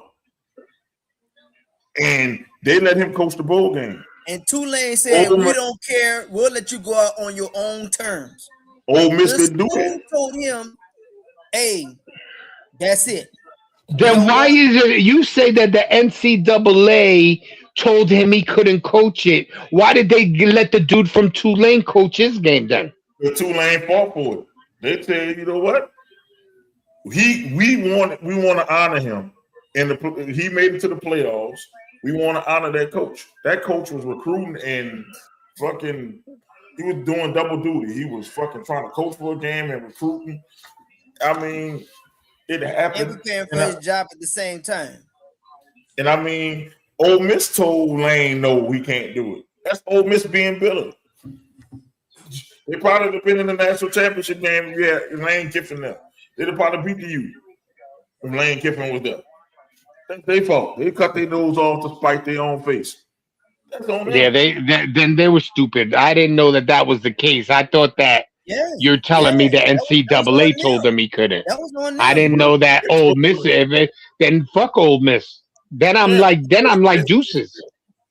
Yeah, the NCAA told Ole Miss it's on you. Ole Miss said no. It's on them. I don't feel sorry for Ole Miss. Fuck Ole Miss. Fuck Conrail. I'm on that, man. Fuck them. Because they're trying to act like they're victims. And I'm not gonna say I feel the same way, but first of all, say, bro, Trinidad Chambliss. I'm on record because I said it. I hope the season goes well for you, bro. Because you told the NFL no, and I guarantee you, the moment whoever drafts you is gonna be a long rookie. It's gonna be a long rookie year for you, bro. You told these people no. Watch all of a sudden every protective quarterback rule don't apply to you. Watch it don't apply to you. Them boys be like, say, bro, here's your red jersey. They're going to stop. They're not going to hit you in practice. Watch it get lit up in practice. Watch when you hit the field. It's going to be the Hall of Fame game. You're going to get lit up out there. And you know they ain't touching quarterback like that in no glorified preseason game. I say, bro, ow, these people really hitting out here. Say, bro, welcome to the NFL. And all because you told these people no to go run it back with Ole Miss without Lane Kiffin. He said, Joe, I will actually stay with my original team after the playoff game against Miami to prove I could stick to my promise, then go to LSU. Now, what if LSU said you got a week to make the decision? Are we moving off this shit? And then he would have dropped the bag. He dropped the bag. Because of that. Then he dropped the bag. But you're making it woulda, coulda, shoulda, and that didn't happen. I don't know what the negotiation went. Maybe LSU said, take this deal now or never. And somebody waving 200-something million in your face, and you up there like, bro, this can make or break me. Man, fuck Ole Miss. I look at it. It had to be a guard for the deal to make him leave Ole Miss. And I don't think all the money was reported. And if Coach O had anything to do with it, I know the women made him go to LSU. If I know Coach O had anything to do with the goddamn shit, you know what it was. you know what it is. If Coach O had anything to do with it. So let's see. The moment Eric, the season was over, it was Brian Kelly alternating your top high school programs. That what happened to Miami and Manny Diaz. He did it so badly that those kids went to OSU, Bama, and Georgia. Trust me, I'm a U fan. I know. I hated Manny Diaz. 1,000%. Georgia ran the table. Didn't they go back-to-back championships? Georgia. We supposed to have Jared last night. Yeah, thanks, Manny Diaz. I hope it doesn't sound like I'm defending the Rebel for not standing up and fighting Kiffin. Just stay there. It just feel like just a character thing with Kiffin. The thing is, I think he likes LSU because I think he has an ego problem. So he might be a narcissist. And LSU plays to that ego. They made him be this grand marshal in a parade. People are heralding him. He likes it. He likes the attention. Bruh. He gets attention. And that's the thing. Like, Lane Kiffin is a character. Lane Kiffin, 100%, he got his things about him being a character. I'm not even going to sit here and argue you on that. The thing about what happened with this particular transaction is we know that he enjoys coaching football, and he's really great at it. He's a really good head coach. And once he went to the Godfather, the entire thing, he went to Nick Saban himself. He asked Saban, and he takes Saban's mentorship very seriously. He takes this man word as the gospel. And I don't know what happened in that conversation, but overall, I know that dude got hired on a Saturday night and he was here Sunday morning. That in itself tells you the type of royal treatment that dude received when he got here. They had to give him security at the airport in Mississippi, and here he didn't need not one. That brother didn't need not one armed guard, not a single one, because I'm telling you, grannies was throwing granny panties at him. They was up there throwing flowers at the dude like he was in the Roman Empire. It was the start of Gladiator when your boy's son came back. This brother ain't throw one whistle for one play yet. That brother got treated up in here like what was the emperor's name? Emperor Caesar's son in Gladiator. That brother didn't need not one armed guard for how much love he got when he got up in here. Matter of fact, as soon as he got up in here, they talked about, matter of fact, they made a parade for the boy that Tuesday, and then it was still, you know what, Mardi Gras coming. You know what? You the Grand Marshal. Whatever parade we got, you that Marshal. Say, bro, we ain't even got the schedule yet. It don't matter. This dude gonna be there. I heard the two schools who top contenders for Kiffin were the Tigers and the Gators. LSU. Florida was never getting that dude. Florida wasn't getting that. Florida got a great coach and the Tulane coach. They do. Florida wasn't getting Lane Kiffin. Florida was never getting Lane Kiffin. That was never a thing. Dude, I already know what happened. It's called the old LSU welcome. What happened was they got him to Baton Rouge. They gave him the money and he got his dick wet. And he was not leaving Baton Rouge. You don't know the horrors they got in Baton Rouge. He was leaving. That's the old LSU welcome. That's how they win everything. Hey. And you know, Coach O was like, you know what? Man, Lane, I'll get you this chick here if you put me on the coaching staff, not Coach O on the fucking coaching staff. Shit. Bro, that's crazy. Having the fucking time of his life, bro. Y'all not understanding this shit. It's gonna be a time. It is a time. It's gonna be time. Like I'm telling you right now, this weekend, women, for those who are monitoring and watching us right now, enjoy your quality time with your man. Yeah. Because football in Louisiana is about to be a long season for you. Yeah, I hope they hear that and say that again. Say that again. Because I'm telling you, any woman in the men's life, you better know when football season comes, you better shut the fuck up on Saturday, and on Sunday, give me my 3 hours for the Saints. I'm going to be indisposed. It is a done deal. You bring this man his sandwich, bring this man his pork chop, you better baby. Because I'm telling you, y'all had y'all time, women. Y'all had your time. You had your time. February, March, April, May, June, July. Some August. Girl, I'm gonna say this. Look, you had your time to go on your trips. You had your time to take your man out to some meaningless outing that we don't like, but we just do it anyway so we can get the buns after it's over with. Y'all had y'all time, man. Yeah, you had your time. I hope you enjoyed your R&B tour. Because guess what? Because at this point, after this point, you're probably on your own. Other than that, you probably be like your girl that had Usher up there talking about, oh, I ain't want Usher. You might be like that. Because by that time, if that tour has not hit your city yet, most likely you're on your own. You're going by yourself. I'm gonna tell you this. As a matter of fact, I think they're in Jersey tonight. Yeah. Chris Brown and them. I'm gonna say this, Alexa, play If You Think You're Lonely Now by Bobby Womack.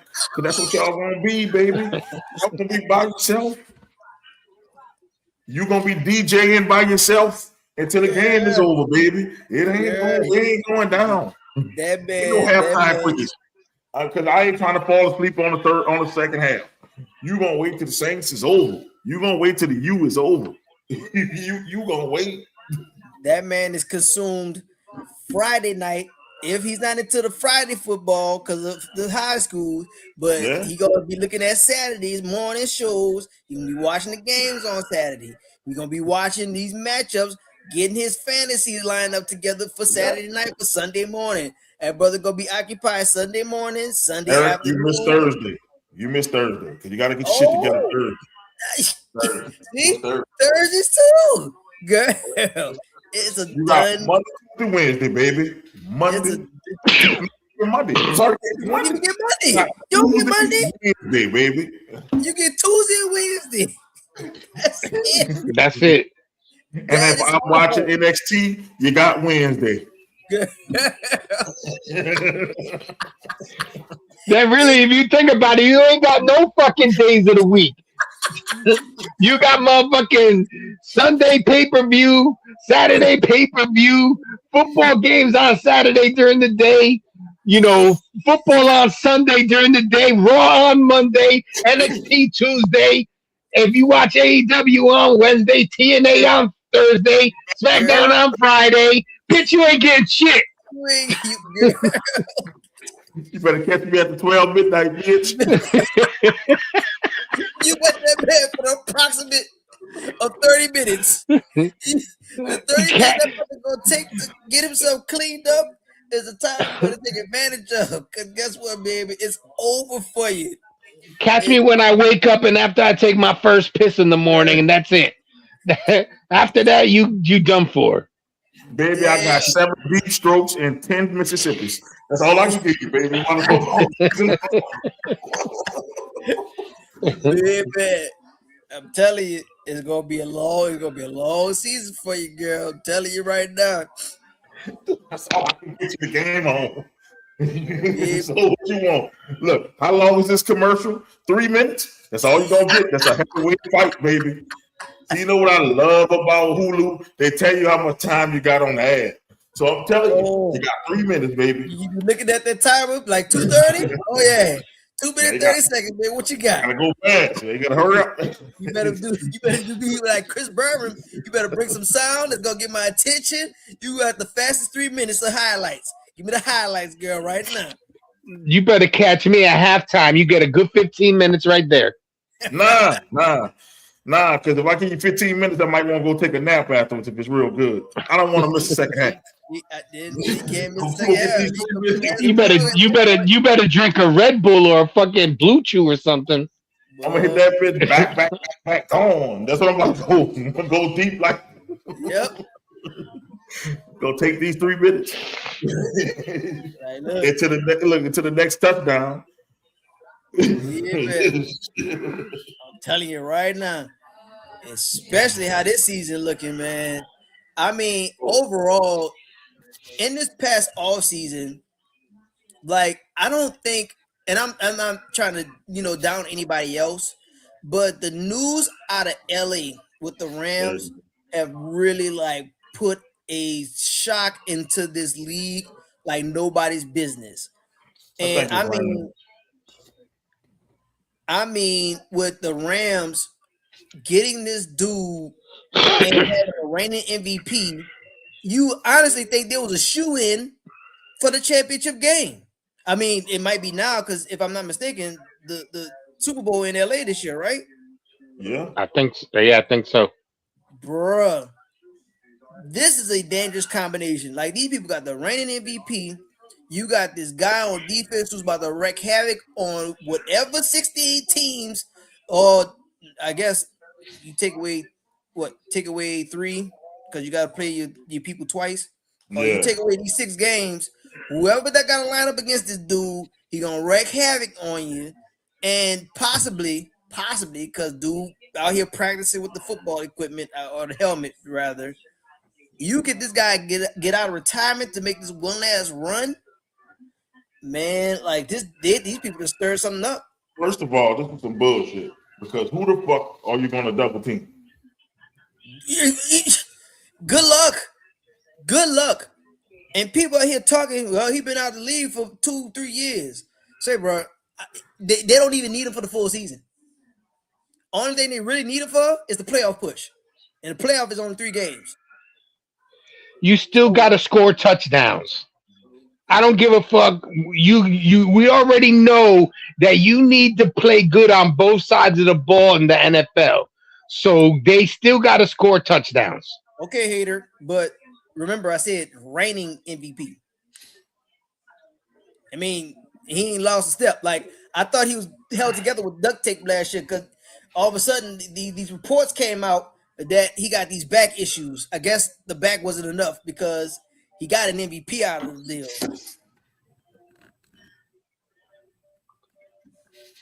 Yep. Like, I think they'll be all right. I think so. If Puka don't go insane, Devontae Adams is happy, and they still got Williams in the background. I mean, the backfield. Yeah, I think they're all right. I don't think offense is gonna be a problem. Never know. Never know. One injury with that lineup, and that's it. I mean, we'll see. Because, I mean, as much as I want to believe that Seattle holding on to this crown, but I don't they see got it. decimated. I don't see it. Y'all boys got decimated. I mean, other than, Darnold still being there. But who you going to okay, you got JSN. You still got the best receiver out there. You got the best receiver and a quarterback that can get him the ball. But y'all boy got decimated. Like, hopefully you do it with defense. Yeah, I mean, I that's a cheat code to get Myles Garrett and Aaron Donald on the same team. That is just an ultimate cheat code, bro. Don't even worry about it. Like, pretty much outside of their division, hopefully, again, I believe in you, Seattle. I'm gonna need somebody to be in their way. And clearly, as much as I don't want to root for them, but I'm stuck in this position, especially because they're not playing us this year. I got to believe in the 49ers. I got to believe in the 49ers. Like, I'm going to need y'all to kind of be in their way just a little bit. I'm going to need somebody to stand in their way because I got hope in my team. Because, I mean, it sounds like it's out of training camp, but I'm going to actually need y'all to show up. And I'm going to need somebody not to blow out the ACL the first game out. Listen, the only receiver they got is fucking what's his face. They don't have the fucking 49ers are not going to be as good as everybody expecting them to be when all you got is one decent wide receiver that he's decent nowadays. He's not the same dude he was before. Sorry, they got Debo old ass and Mike. That's it. That's all they got. Listen, and Mike Evans looked like me running a route out there right now. Yeah, but Mike Evans, from what I hear, is hurt. Bro, this dude ran the slowest route I have seen in my life. The 49ers aren't going to be that great. Then the other receiver, the other receiver, Ayuk, who probably be their best receiver, is trying to be a commander. Whoa, I think he gave up that. I think he gave that up. I think he off that now. Hopefully he is, and just go back. I think he wants to stay in Frisco. Because when the Commanders went to go get Diggs, I think that's what like, yeah, if y'all gonna bring this dude in, what's the point in bringing me in? The thing is with him is he burnt his bridge. As soon as that boy report to camp, they cutting that boy. Diggs? Boy, no, I'm talking about Ayuk. Oh, I don't know. I mean, again, it depends on how these other guys are holding up. I mean, Debo's back, cool. I think Debo's still a guy for them. And like y'all said, Mike Evans, serviceable, but, can it stay healthy? Well, as of right now, he's not healthy. So Well, you that right there hurts them. I I just mean, don't think the 49ers are going to be as serviceable to be in anybody's way. They might be in their own way. I'm gonna say the NFC the NFC West is gonna end up the same way it ended up last year. A battle between the Rams and the Seahawks.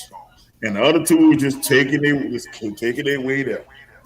Who fight for Man, Yeah. third? Who see, fight you for third? falling for that same propaganda too, because the 49ers love doing stuff like that. I've seen these people do it for years. Bro, I don't see it on this one though. I don't think they had a great draft this year. They normally have a great draft, then you could be like, I can see it. I mean, if they do it, look, I'll admit that I'm wrong, but I I think the mean, Cardinals and the 49ers are fighting for last place. Because the winner is gonna be probably again the winner of the Rams Seahawks is probably gonna be in the damn Super Bowl. The way the Cardinals played last night, I think the Cardinals are fighting for last place. I think the 49ers are fighting for third. They I might don't know, surprise. man. I don't know, because the defense always there. The defense is always there, and for some strange reason, like despite whatever happens on offense, the offense still continues to roll. Like I done seen these people beat the Rams fully healthy with the replacements. Like I'm sitting there watching. I'm like, say, bro, how is this possible? The Rams, this should be easy for y'all. This should be easy work. For some strange reason, these people, y'all big brother. Y'all just can't beat these people to save your life. I tell you right here, right now, here's a loaded weapon. Beat these people on pulling the trigger. The Rams don't do it. And I watched it for years. I'm like, make it happen. Do something. So again, I mean, the one thing about the 49ers, one consistent thing that I know for sure is injury. And look how they start the season. Their coach is on the concussion protocol right now. I can't make that up. I'm not making it up. This is the truth. This is the truth. This is facts. They start the season with the coach in concussion But protocol. Seattle and the Rams are those two teams are too strong for the 49ers even to contend with. That's what I'm saying. The 49ers are good for third place. Well, I'm I gonna would. say this: them two teams are too strong for the whole NFC to fucking contend with, Yes. Yeah, including us. probably. Yeah, probably.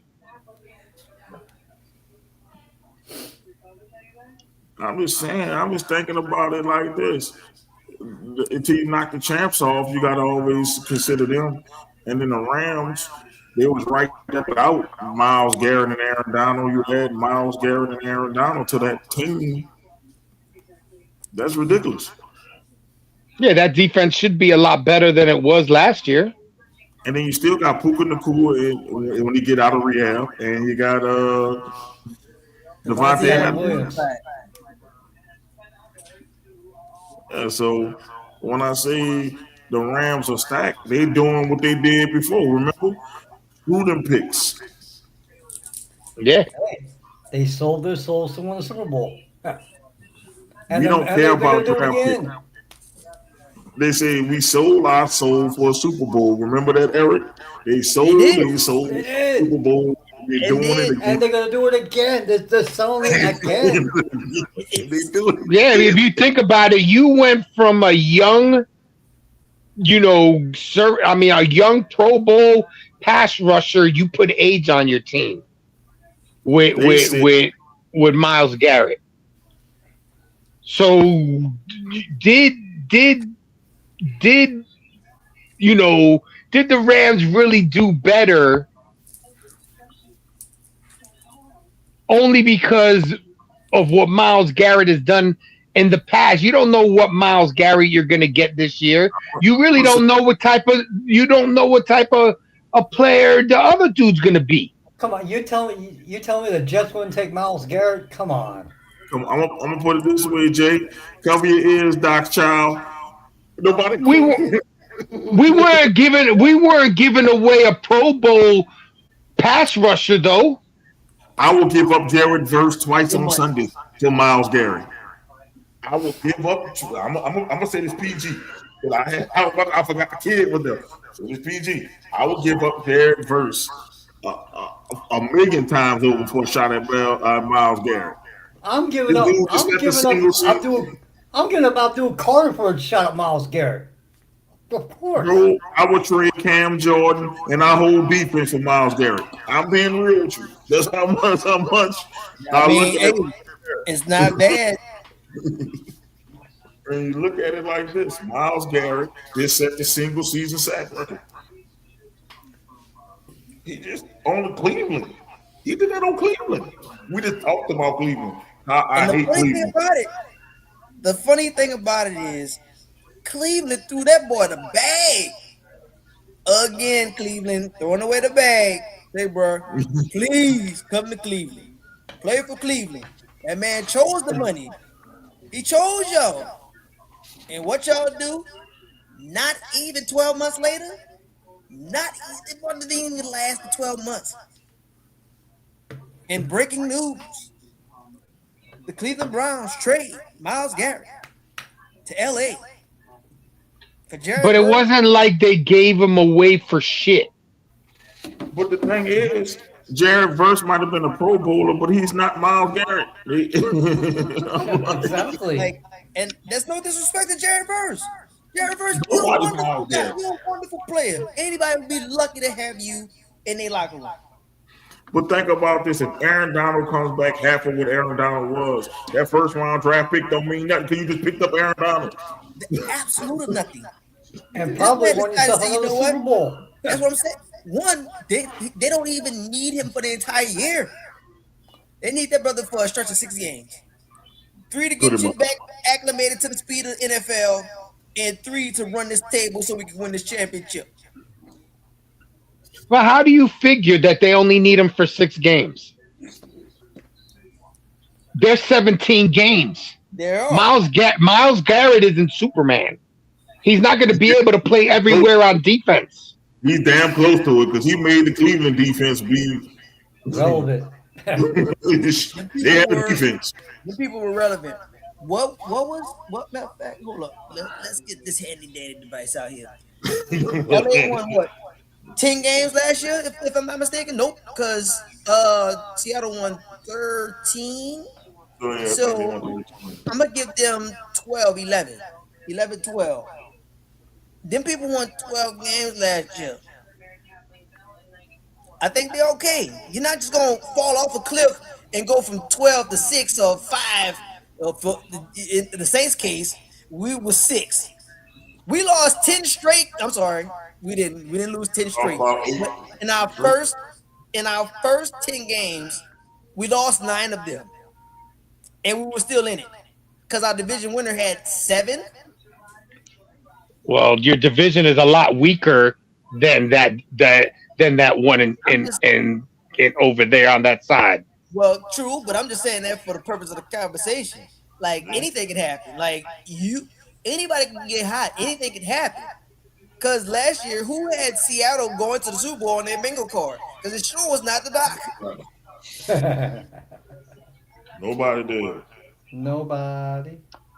People in Seattle, maybe.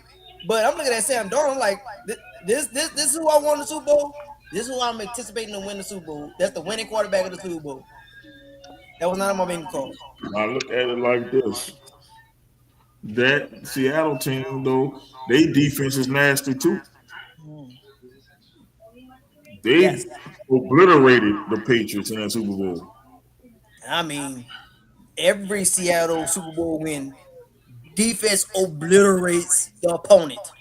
And the first time was Peyton Manning was the share. Well, it wasn't share Peyton Manning. Let me not go that far.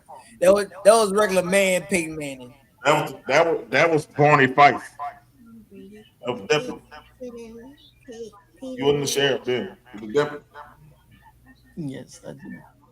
Nice. Thank you so much for letting me know that. And this to your daddy's arsenal. I'm, I appreciate I'm gonna read stats off to you. One person had 35 combined tackles, 23 assisted tackles.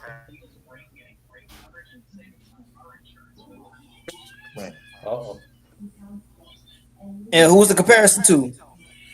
I'm about to compare it because I'm about to pull the stats up for the other one. Oh, they don't want to do it. They don't want to act right. All right, 43 combined tackles, 15 assisted, 23 sacks. Which one you rather have? Sheesh. The 23 sacks all day. I want 23 sacks. Thank you very much. That's the difference between Miles Garrett and Jared Verse. Hey, boy, what? That's a huge difference. I thought Jared Verse had more sacks than 7.5. Bruh. 23 sacks. You get into a quarterback 23 times. Give me that. And he had more combined tackles. Jared Verse had more assisted tackles. What are we talking about here? That's not even. Like I said, I would take that trade in a heartbeat. I feel like the Browns should have got more. They could have got more. That's not corrected. Seattle had 14 wins last year. Well, yeah, 14. 14. Come on now. Like, that's what I'm saying. Gee, whiz.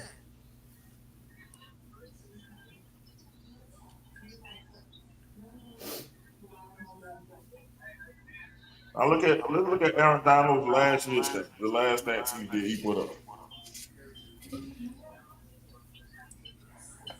Let me see. He last played 2023. It is 2026 now, so he's 3 years older. But he had 53 totals, 53 total tackles, 28 solo, 25 assisted, and 8 sacks. Not bad.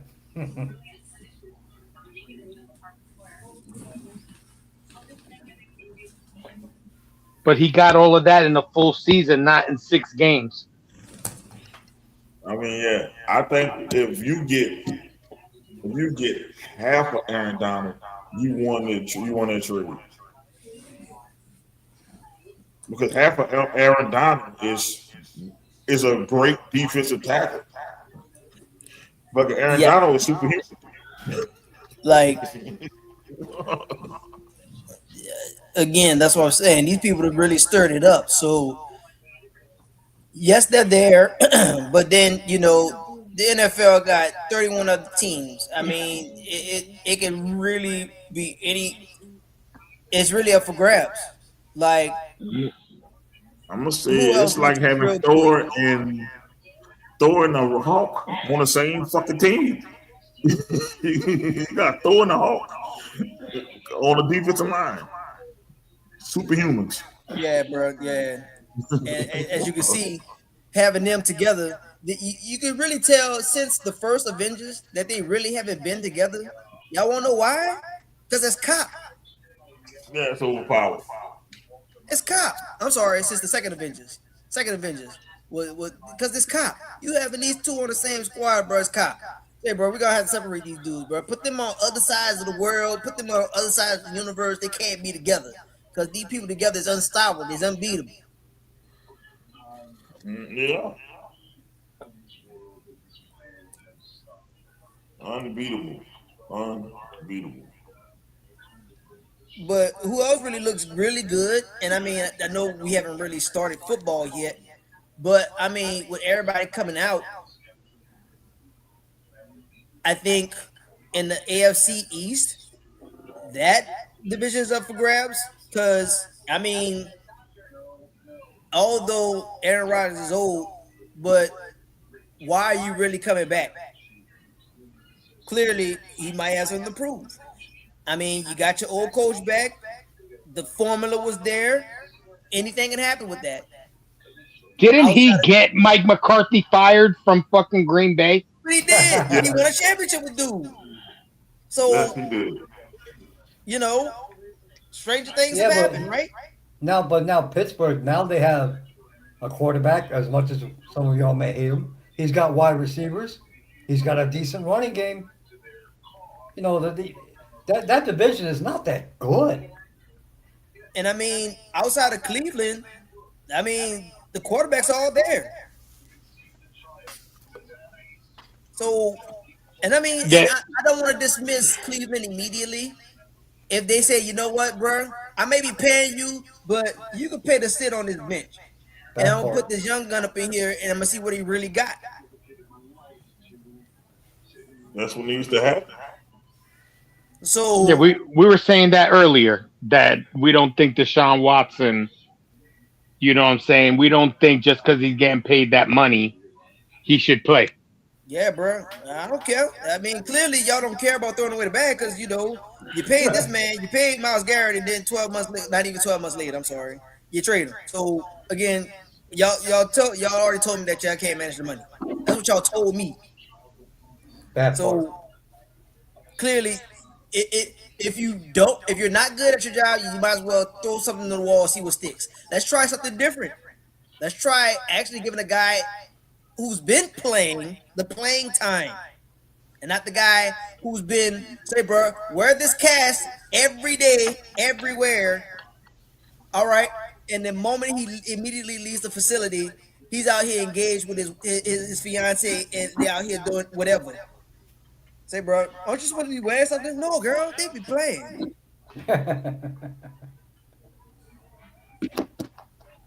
You know Doing what, baby? Let me TikTok give me dances and this shit. ring and this expensive car. I don't care.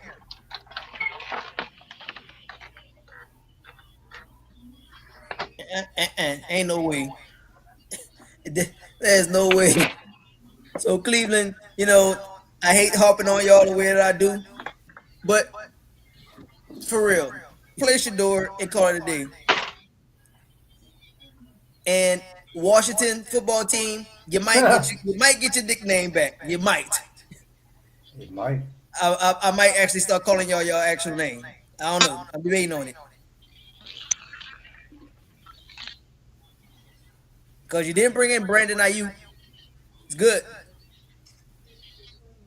and you actually went to a football uniform concept that actually works. Yeah, And it now does. was now with junior varsity high school in New Orleans. Proud of you for that. Might get your name back.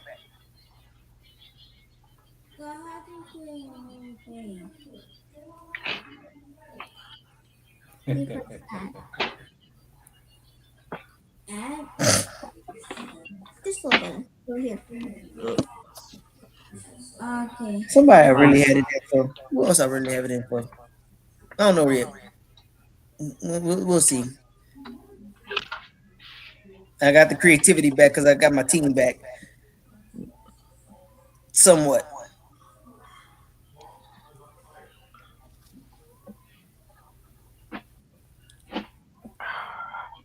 Because Man, the first four games is going to tell me a lot. I could take losing to Detroit. I could take losing to Baltimore. I could we take cannot that. lose to Atlanta. Can I lose to Atlanta again? Cannot. Can't do that. And if we lose to Atlanta with Tyler Shucker at the quarterback, he has to hit the bench. Because he Bruh. hasn't beat Atlanta yet. Nah, I give him game one. Game one, you got nervous. You look. So I so mean, he looked nervous. if they lose to concussion tour, you're gonna have a fit. Oh, yeah. I'm going to buy the Spencer Rattler jersey. And I'm going to First of wear it to all, every Saints game. you're not even sure Tua playing because they don't have no other quarterbacks. Penix got something wrong with his leg or his ankle. They One of got the your two. boy who played for Dallas. And Cooper Rush. Tua, They got Cooper Rush as their starter. oh my God, bro. If that's the other quarterback, bro, there's no way. There's no way. Say, bro, I seen you compete against Atlanta when you had nobody else. I mean, nobody else. But now you got to beat these people, especially if they throw it out a Cooper Rush. If they throwing out a Cooper Rush, bro, you got to beat them.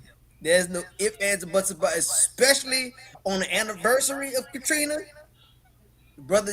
Or the comeback home game, brother. It's impossible to have this fan base and lose that game.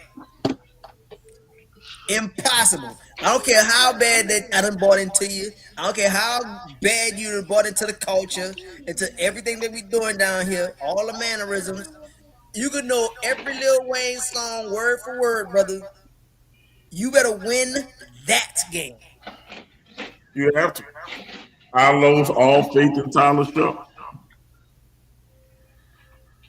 I would lose all faith in Tyler Shuck if he don't beat the Falcons. He has to beat the Falcons. Especially that game. So again, the first four, very important. I can eat the Baltimore Detroit situation. I can eat that.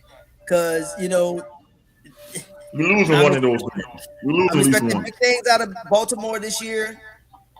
Detroit, I need to know what Detroit that we're getting. Are we getting the cursed Detroit team, or did we really do a soul for a soul? Because if Detroit is going to be bad, that means the Pistons are going to be wonderful. Or are we switching again? Because Detroit had to eat that bullet for me. The Pistons had to eat that bullet forever. And I mean forever. Like, say, bro, y'all terrible. You get pick number 5. Back to back to back. Don't bring that up, man. We're Don't terrible. bring it up. I'm sorry, bro. But I'm doing all this, bro, because Detroit was good. And then, you know, like Detroit was rolling. Detroit was literally a game away from a Super Bowl at some point. And I mean, these people ain't win a playoff game in their entire career. Well, I'm sorry, since the 90s. The 90s been 30 years ago. Like, whoa. Youch. So, again, it wasn't in vain. Y'all got 3 championships. Like, matter of fact, y'all got the 3 championships before these people got that playoff win again. Got in the playoff win column again. So, you know, that soul for soul situation, that's what I'm saying. I need to know which version of the Lions we getting. We getting the one. I hope that the Lions suck and my Pistons get that soul. So that's what that's telling me. Here's the soul stone. Now, which person did I have to sacrifice? Do I sacrifice the Lions or do I sacrifice the Pistons? Yeah. The Pistons. Pistons.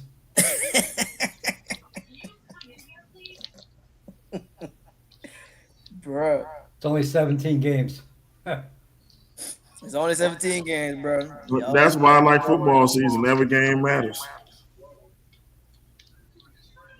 And it does. So, you know, in all seriousness, though, like, if we look at everybody's team, it's a brand new season. There's no excuses. Everybody's bought in.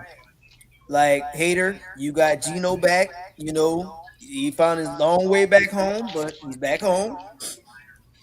I'm excited to see what happens out, you know, New York football that way. He's got to play Seattle like he played in Seattle. If he comes back and plays like he did in New York the first time around, then I'm calling it the fucking Jets are cursed. Yeah. Hey, New York got Danhausen on speed dial. Y'all better go find Danhausen. Listen, I watched online. He's already uncursed the Jets 4 times in the last month. So that shit better fucking work. Oh, I'm contacting his ass to fucking jinx all of your squad. I'm giving him human monies. Man, don't curse us. Yep. That's the human buddies. There you go. Human money, You got baby. Tyler Shuck as a quarterback, man. You know, Izzy, you got your guy, year 2. You know, Man, New coach. first of all, we can say that the Giants were shittily cursed, if you will. I'm talking coaching wise. That was Y'all turf is cursed.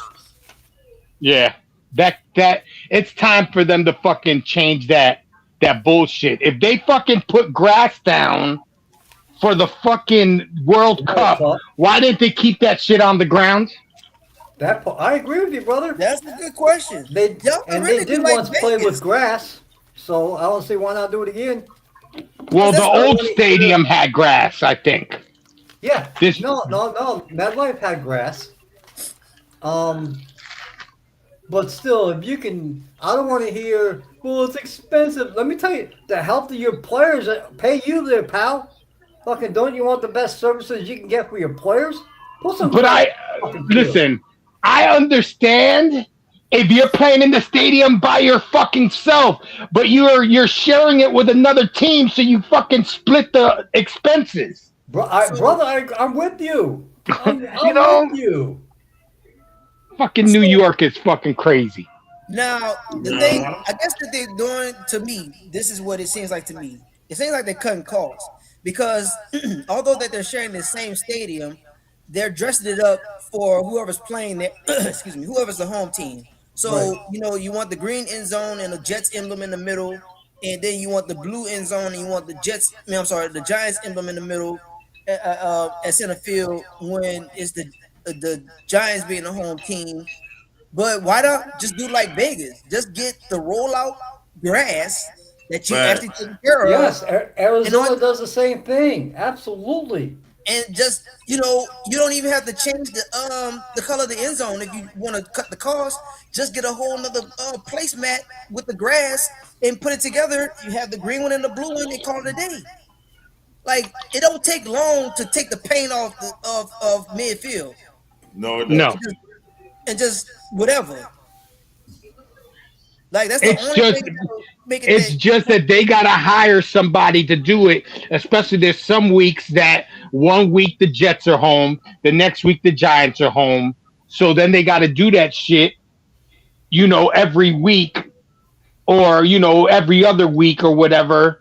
They got to switch it up, and I think that's what the expense is. The fact that they would have to have somebody come in, Mhm. change it from blue to green, and you got to I understand they understand. got to change everything. If you Yeah, go into the stadium when the Jets are playing, there's not a Giants thing that you can see except for maybe the pictures that they have hung up. But all the flags and everything have to be changed on the outside of the stadium, on the inside of the stadium. I guess it is a lot of work, but fuck it. You say that your team is worth it, so and especially the Giants have bought multiple championships in the last 20 years or 30 years.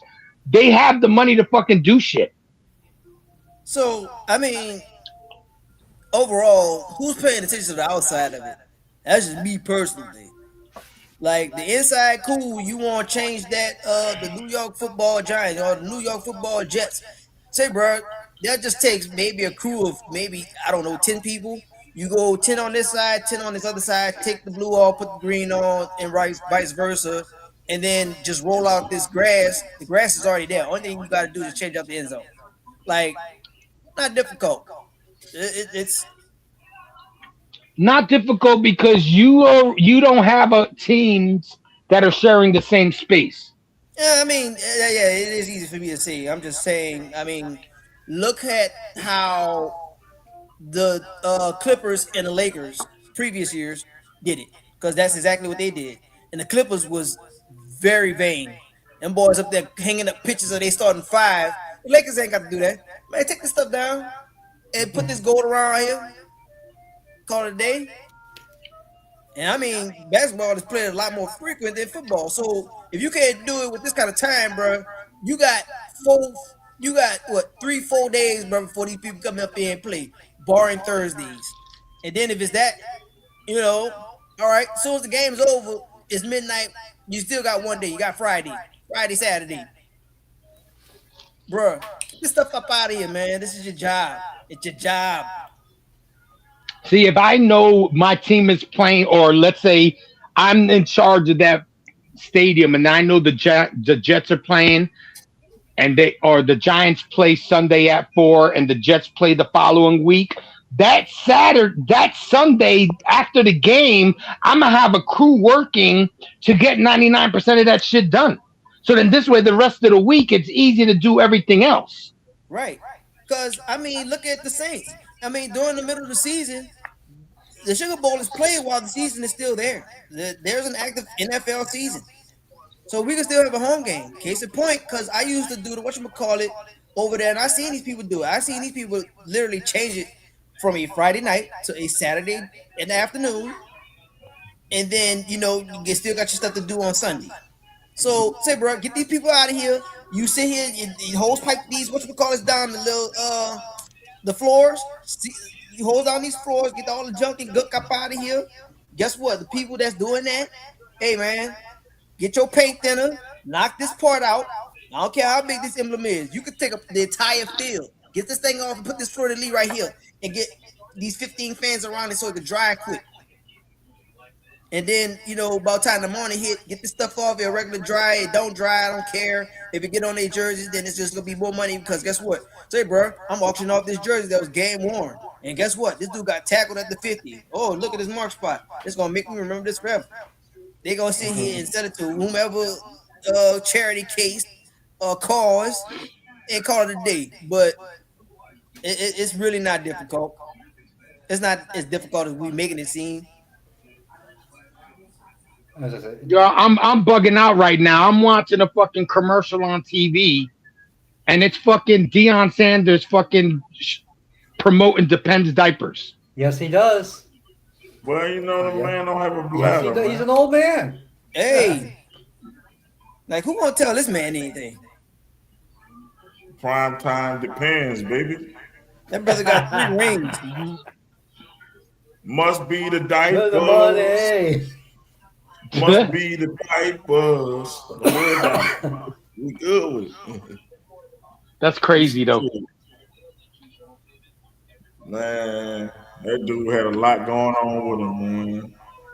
The foot, the bladder stuff, man. Shit. And then he going out with a supermodel. Oh yeah. That's half his age.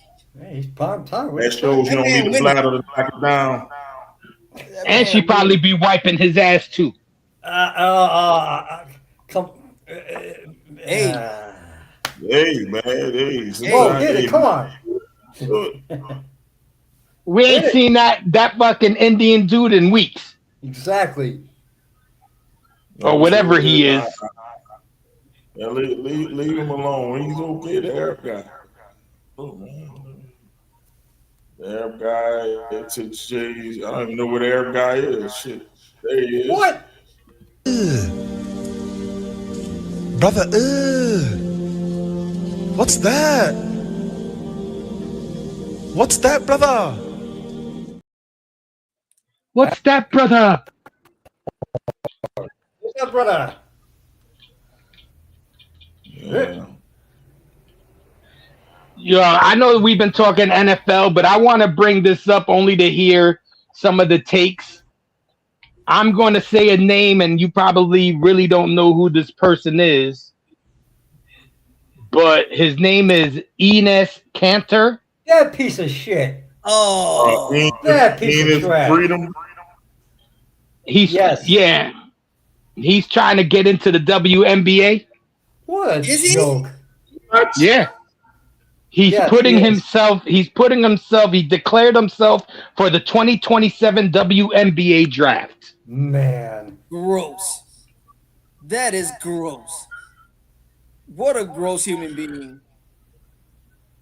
That piece of shit. I mean, I get why he's doing it because they're saying how people should care, it shouldn't be a big deal for trans people to play in other sports.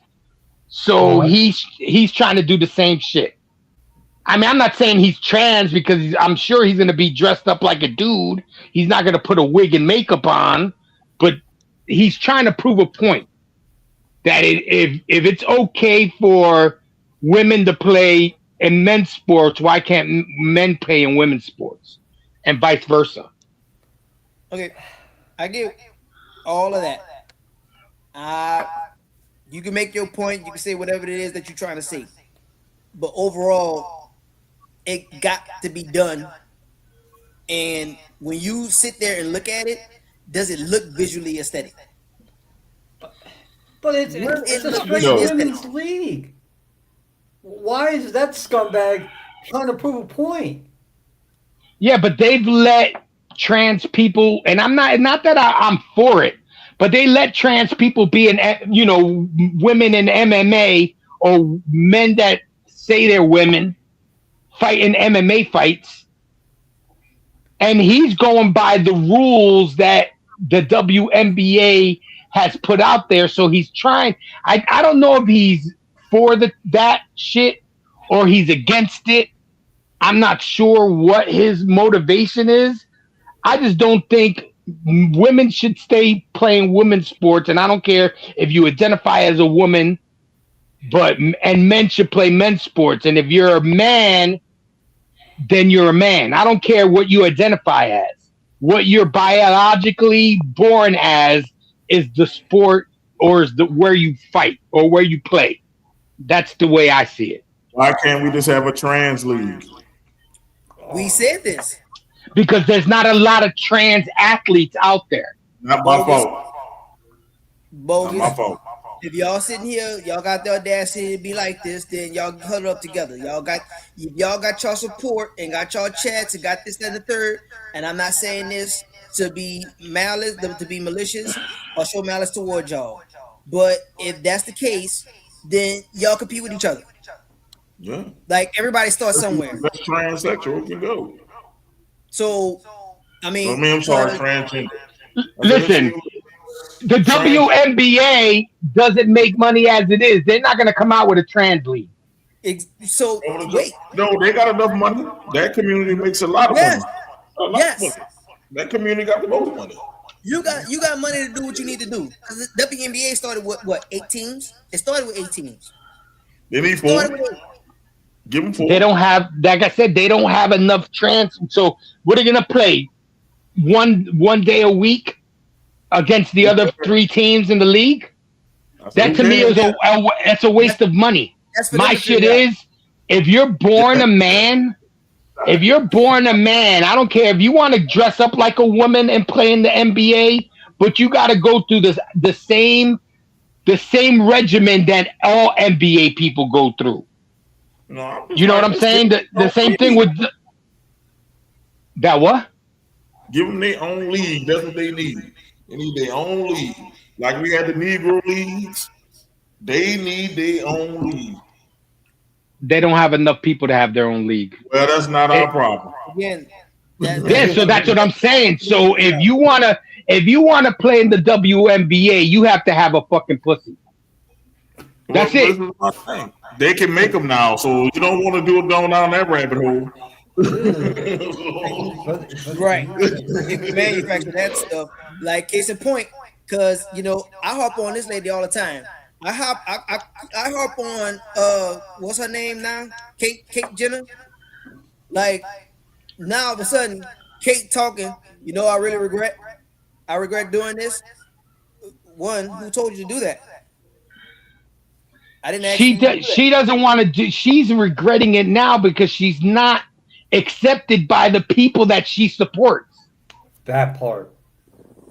That's why she's regretting it, because she's not making money like she used to beforehand. The people that support her are the people she don't support.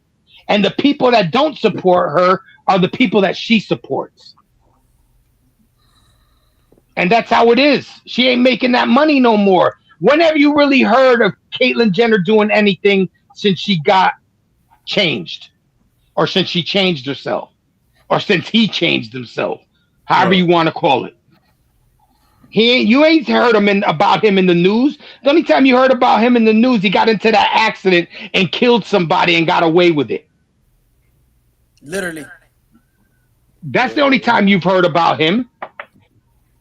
Or her, whatever you want to call it.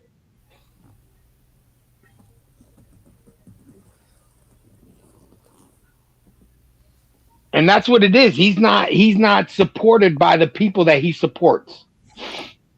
The problem is The problem is the motherfucker's just an asshole. Whether he has a pussy or not, he's still an asshole. He's an That's the problem. asshole. You can change your gender all you want, but if an asshole, you're an asshole as a man, you'll be an asshole as a woman. That's what he is. Yeah, hey, call a spade a spade. But overall, what we talking about, hey, why they can't do this, that, and the third. But that's not a problem for this particular league. These people existed. These leagues have existed for so long, and now all of a sudden they're supposed to conform the rules because what?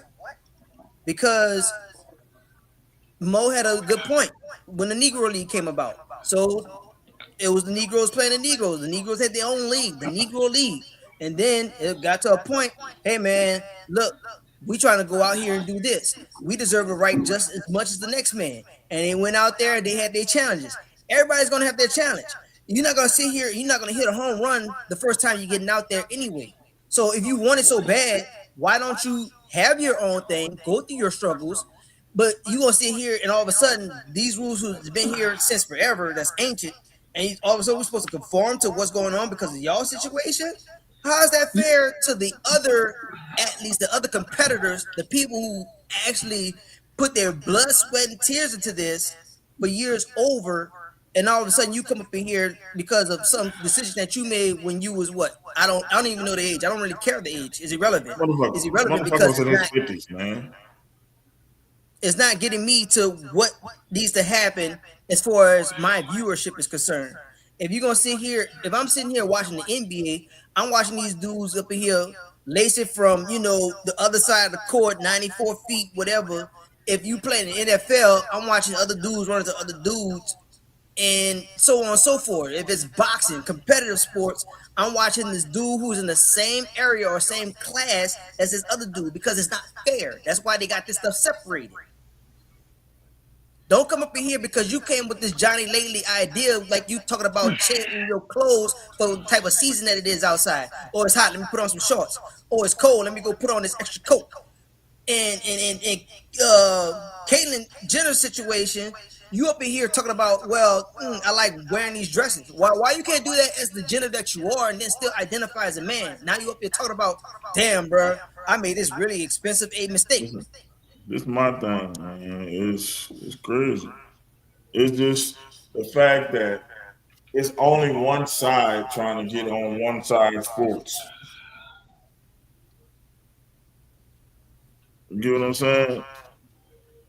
It's like it's one side that's getting on the other, getting want to do it. It ain't the women going and trying to be men trying to play in the NBA because they know they'll get dunked on.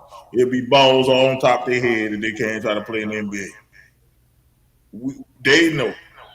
The women men that going into being men, they understand, hey, I'm still a woman. I just identify as a man. The men that transition into women, they really think they women.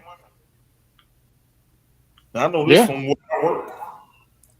Oh, the ones that transition to men, they are so cool, you don't even know they there. But the ones that transition to the women, they loud, they flamboyant, and it's just like, bro, that's not how women act. That's a caricature of a woman. And the thing is, it's like you want to go play against women, bro. I think that's punk shit. That is. I don't mean that in the derogatory way. I mean it as you being a pussy. Yeah, because look at that swimmer. He was fucking like 150th in the world. Yeah, and came number one as a woman. That's the truth right there. Yes, boy, and it's egregious. It's so egregious. Like the closest woman that's to him is literally like almost a minute off. And those women actually trained to be in that position, and he never trained like that. He just has the abilities because he has the testosterone and he's stronger than them because of the having that testosterone running through his body. But his excuse is he takes the estrogen pills. Like, so you taking the estrogen pills really just gonna kill the natural testosterone that's producing in you. So yes, it does slow it down. It slows it down chemically, Rule's eyes, but you're still going to produce testosterone Yes. and not half as much as these natural women are doing. And And yeah, that they're shit supposed to be is cool with it because they've gone their whole lives like this, their entire lives like this. But you sit here and put it in a lab, and we supposed to be cool with that. Us as the viewers, us as the audience, we supposed to be cool with that because of the decision that you made whenever you made it. my thing Not telling is you not you can't live your truth, but we I'm all we for equality. My shit is, if you're that good, why aren't you in the NBA? Why do you have to go to the WNBA? Because they getting estrogen pumped in them and they will get fucking killed in the fucking NBA. We know why. The problem is this. Give them their own league. That's the only thing. And then you'll see that shit fall too. And then they'll realize nobody really want to watch. That's what I'm saying. Let them have their own league. Nobody's saying they can't play sports. Nobody's saying they can't play basketball or play against your own kind, man. They're not, but like I said, they don't have enough players. but why does it have to be a league? Look at what's going on with college. Like I'm gonna use for example, let's just say the SWAC conference. Like if they really wanted to, they can be eligible for NCAA stuff, but they have their own thing going on. It's really just their conference. Whoever wins the conference wins the conference. If you really want to be something, it don't have to be a league or an association. You could just sit here and make it whatever it is. You can say, "Hey, it's me versus you," and sit there and advertise it. You can bet on yourself, like the Pauls, like Logan Paul and his brother. If you really betting on yourself, if you really got a community that's behind you, why not bet on yourself? I was about to say, let's not talk about them because I can't get on his philosophy that he thinks he could come into the NFL and actually fucking be better than NFL players that have been doing it for years. And all he's been doing is fucking getting his jaw broken by real boxers. No, yeah, he definitely. Because they bet on themselves. But I mean, it's kind of hard when you have an iota of success.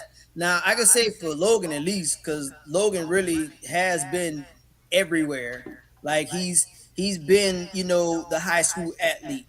He's been, having a success in streaming and in media, and then he became a sports entertainer with wrestling. Like, and he transitions between these different worlds, and actually being a promoter, for his brother. Like, okay, you got success. Like you got measures, you got things that transitions to an ounce of success. I can't take that away from you. But as far as this particular topic at hand,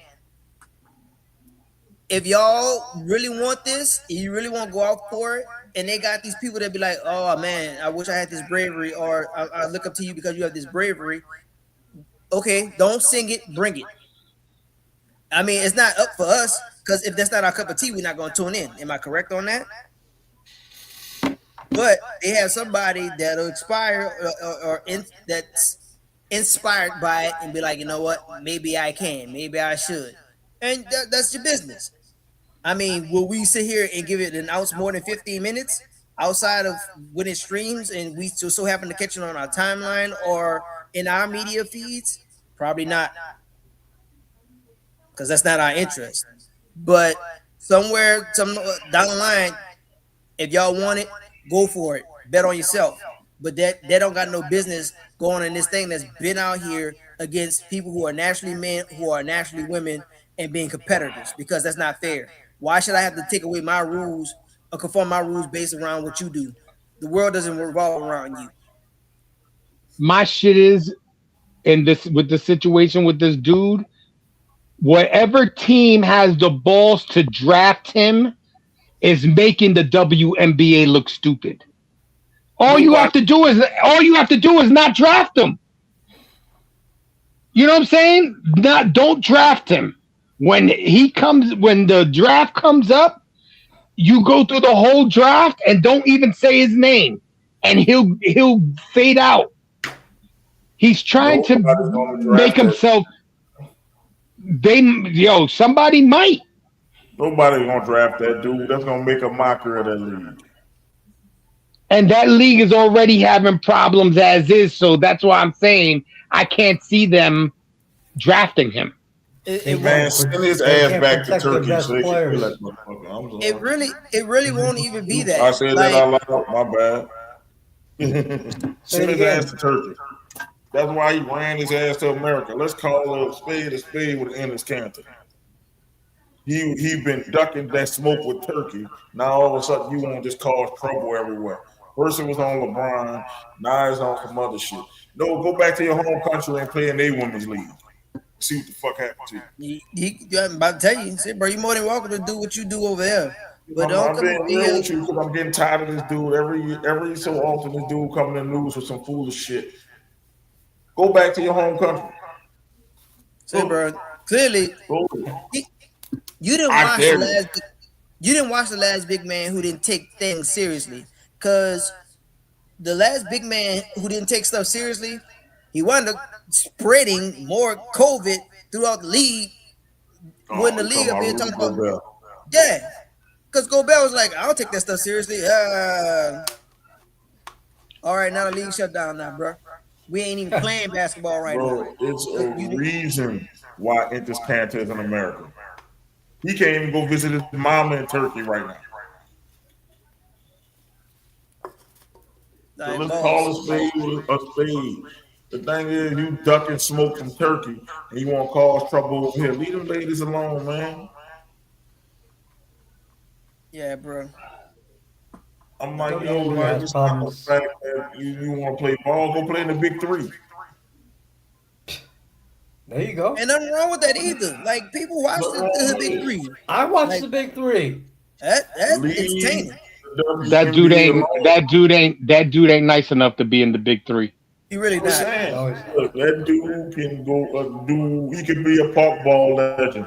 I don't care what he want to do. Go play at the Rucker. I don't care what he want to do. No, don't do that.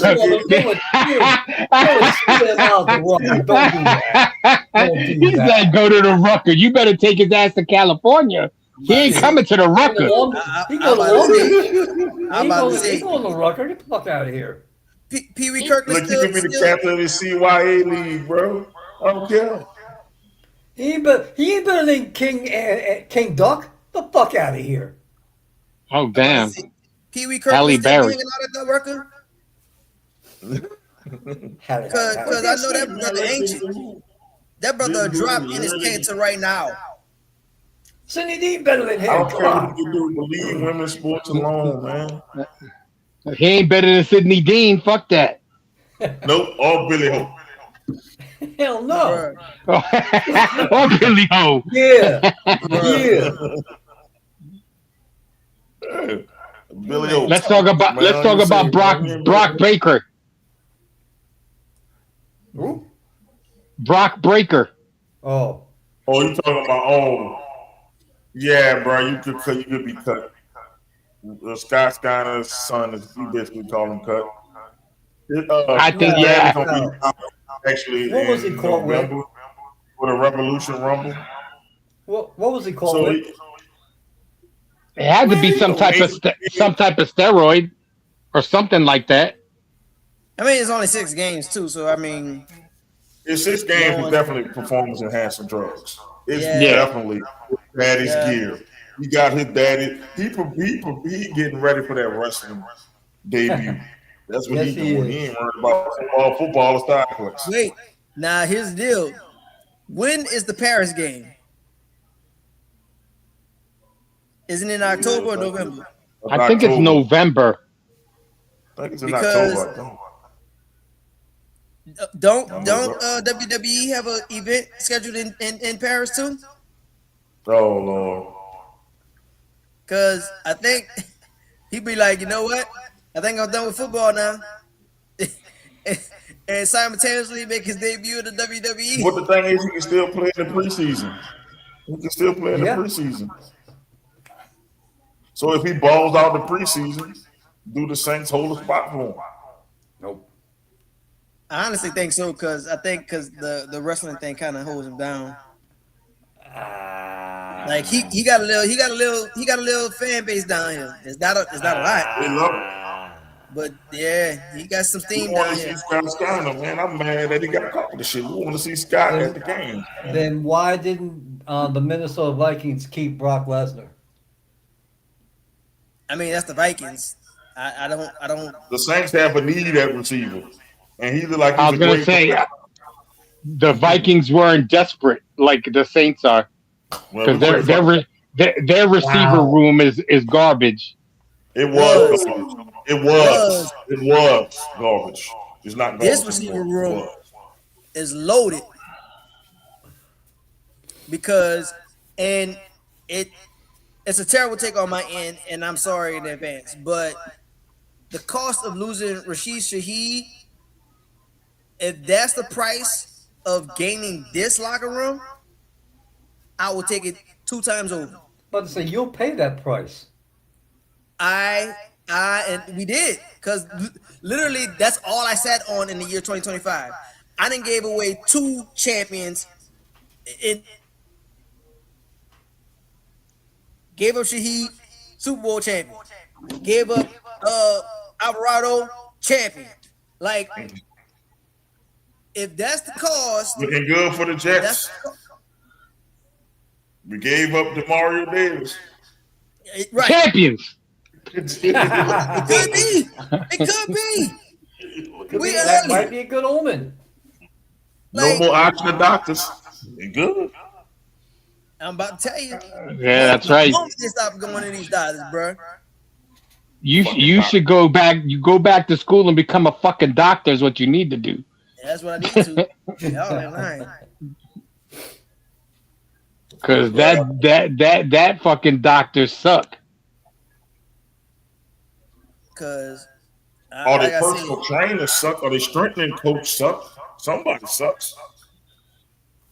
Somebody. Because it ain't it. The health and wellness department of the New Orleans Saints sucks. And New Orleans Pelicans. Both. Yeah. Suck. I'm gonna say the health and wellness in New Orleans sucks. It ain't New Orleans. That is who they partnering with. Oshman. Yankee, Oscar, uniform. Yeah. You suck. I'm gonna say the Shield. What? They come from Monday. Yep. That's what's happening with the optional doctors, man. Like, yo, how come they always hurt? That's sad. On a player, he hurt. But I mean, overall, I do know injuries do happen. But as far as this receiver room is really there. Like, I'm glad Olave got his money, but Jordan Tyson is a dude. Baron Brown, like you replaced, Shaheed, Trey Lance's brother. Yeah, Bryce Lance. Valet. Yeah. Valet. Valet. How can I forget this dude? I just got one question. Where was Oshner Doctors when Archie Manning was playing? I swear to God, we could have saved me a lot of rants if Oshner Doctors was around when Archie Manning. Like this, we could have probably been good. I'm just saying. Well, Mo, you could be in your damn casket. They're ready to put your ass on the ground, and you mentioned Archie Manning. I'm gonna pop up. You fucking right. You mentioned Archie Manning. I'm gonna raise up like the Undertaker. Yeah, he's gonna set up. He's gonna set up like the Undertaker. No organs. I ain't gonna have no organs. Who? If they cremate me, I'm gonna get my ashes gonna come back together, and I'm gonna come back like the Terminator. Damn. Who? How dare you speak that name at my funeral? Who?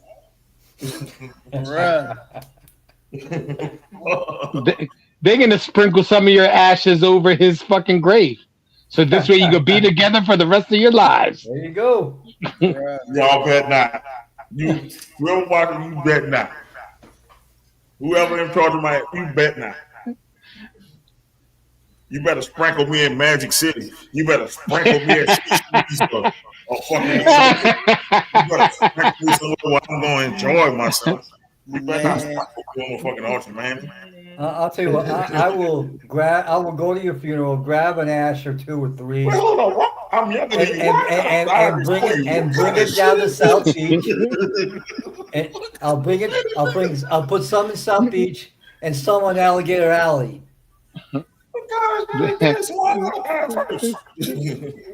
Yo, everybody saying that Mo's gonna die before the old guys on the fucking podcast. Bruh. You better hope I don't get your ashes. I'm gonna make sure I go to your favorite wrestler Ronda Rousey's house. Oh, Yes, yeah. indeed. All over that bitch. Bruh. I'm gonna be like LeBron James. I'll tell you what. Bring me to Ronda Rousey's house so I can curse the fucking farm. Please I'm do. gonna be like LeBron James. Get cursed. You are cursed. Bruh. I swear to God, I'm gonna sprinkle you on the Eagles field. And sprinkle you on the Cowboys field. I swear to God. They can be cursed too. so you can watch the Giants let you down yet again. One more time. Dang, bro. What I want you to do. That's fucked up. You can say you can sprinkle them in Atlanta. Hopefully some of my dust fly all the way to Magic City. Go ahead. They open that big butthole in the sky they call a fucking stadium, and the wind fucking blow into Magic City. Screw up. Look, I'm sorry, man. The stadium looks like a butthole. It looks like a sphincter. That's what it is. It's a big ass Mercedes-Benz sphincter. Looks like an asshole. It opens up. Perfect city. It's the perfect city for it. Bruh. That's all I can tell you. It looks like a butthole. I've been in there. I've been in that fucking stadium, and they open that fucking shit, and I'm like, this shit looks like a butthole. You know, I still haven't been there. You ain't missing shit. You ain't missing a goddamn thing. You know. I wanted to piss on that big ass Falcon in front of that they have in front of their thing, but I didn't want to get arrested. I wanted to piss on that motherfucker. Bruh, I do know I get tired of the people messing over us with this so-called rivalry. Like, first of all, at this particular point, it's not even that much of a rivalry anymore. Because unfortunately, thanks to these last few years, y'all winning this stuff. You know? So at least have the decency to put people's team name up there, man. Instead of having visitors up there. That's just bogus, man. No, I blame these last couple of years in the Archer Manning years. That's the only reason why you bitches are up in the series.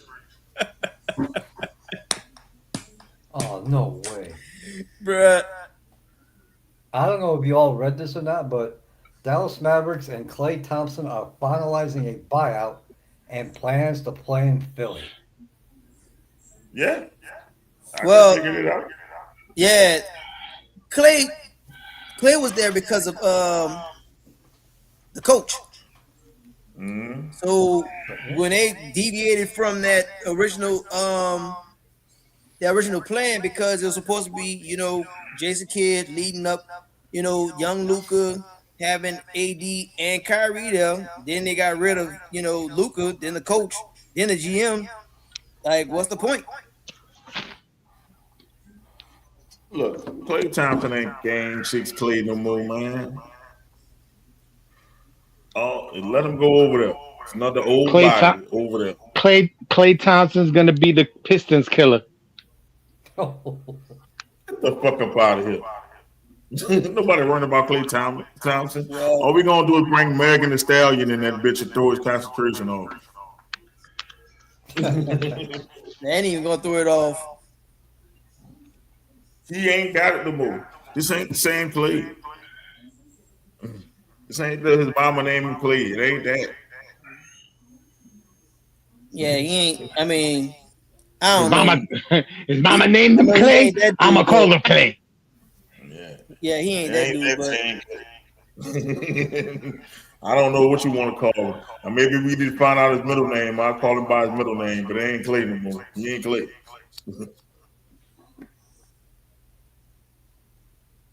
Oh damn, Halle Berry. what's going on with Holly? Look at the chat. Look at the I'm gonna chat. start calling him Alexander, man. That boy named Clay Alexander Thompson. I'm gonna call that boy Alexander from now on. Look at the chat. What y'all talking about? You'll see what I sent you. Oh, okay. Okay. 59. Yeah, that's what I'm saying. For 59 years old, shit. Boy, I knocked the dust off that granny pussy. She probably knocked the dust off of your ass. That part. I ain't got no dust. Stop. My shit straight. Boy. I'm in my prime, baby. You're in the prime of buying another Blue Chew, motherfucker. Oh. I don't need Blue Chew. You need Blue Chew Gold. You got who my dad is? Man, we got great bloodline. We got a great bloodline. Because you know why? I'm a Dixman. Just like Dixman is. Yes, sir. I do with my piece like a marksman does with a gun. Dixman. To the knuckles. To the knuckles. Knuckles. Well, I can say happy birthday, Pops. Happy belated birthday, Pops. Like I said, it was his birthday Wednesday. His Word, birthday happy is birthday, actually Pops. the same day as the Happy birthday, Montgomery young Brawl. man. You know, the Montgomery Brawl and my dad's birthday is the same day. So, you know, hey, go fuck stuff and beat something. August 5th is the day. You saw he didn't comment tonight. He busy. He got his knuckles up in something. Oh, man, he probably got a chick on every finger, man. You know, he probably got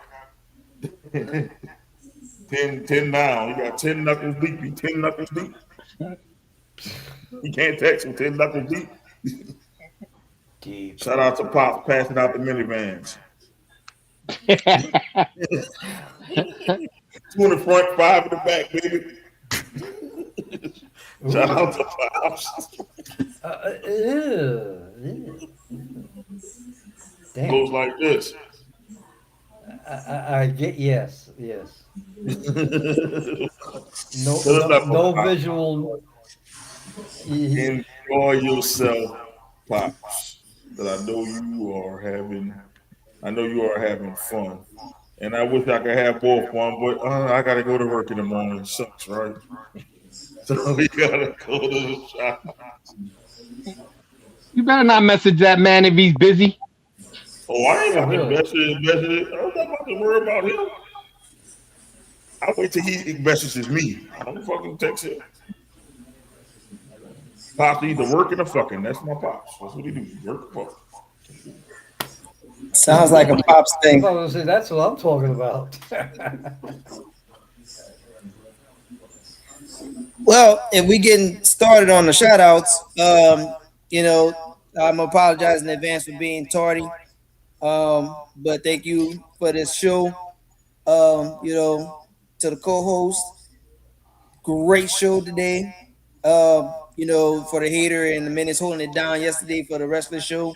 I was tuning in. I really tried my best to, you know, want to join it. Because there was some hilarious takes from wrestling, you know, I think wanted to be addressed.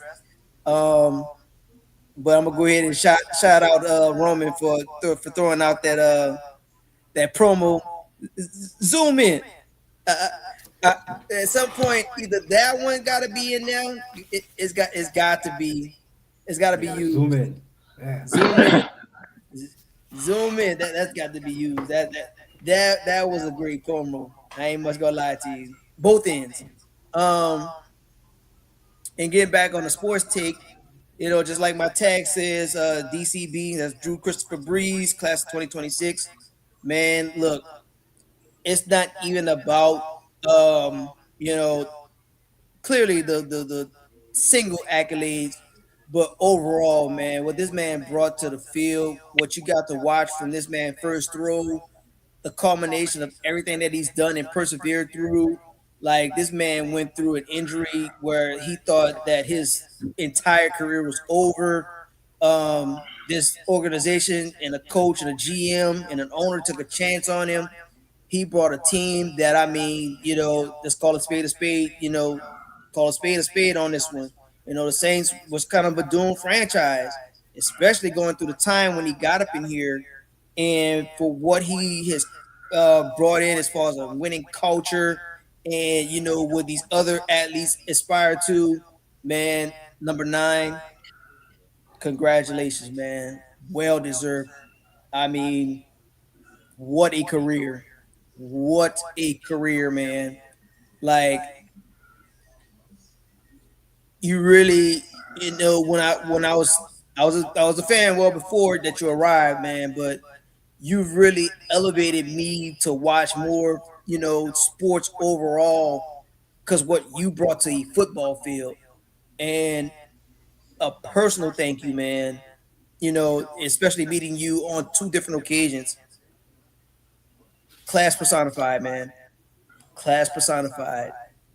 Like I had more shout outs, but I kind of want to leave it with you because that's how much you deserve and how well reverent you are to this fan of sports. And I think that's how I kind of want to wrap up my shout outs for the week. All right, I got next. I'll shout you guys out. Another good show. Thank God the NFL is about to start. Well, football in general, come college and come NFL. Can't wait. Should be starting up within the next couple of weeks. Get some preseason games in, some college fucking preseason going on or whatever.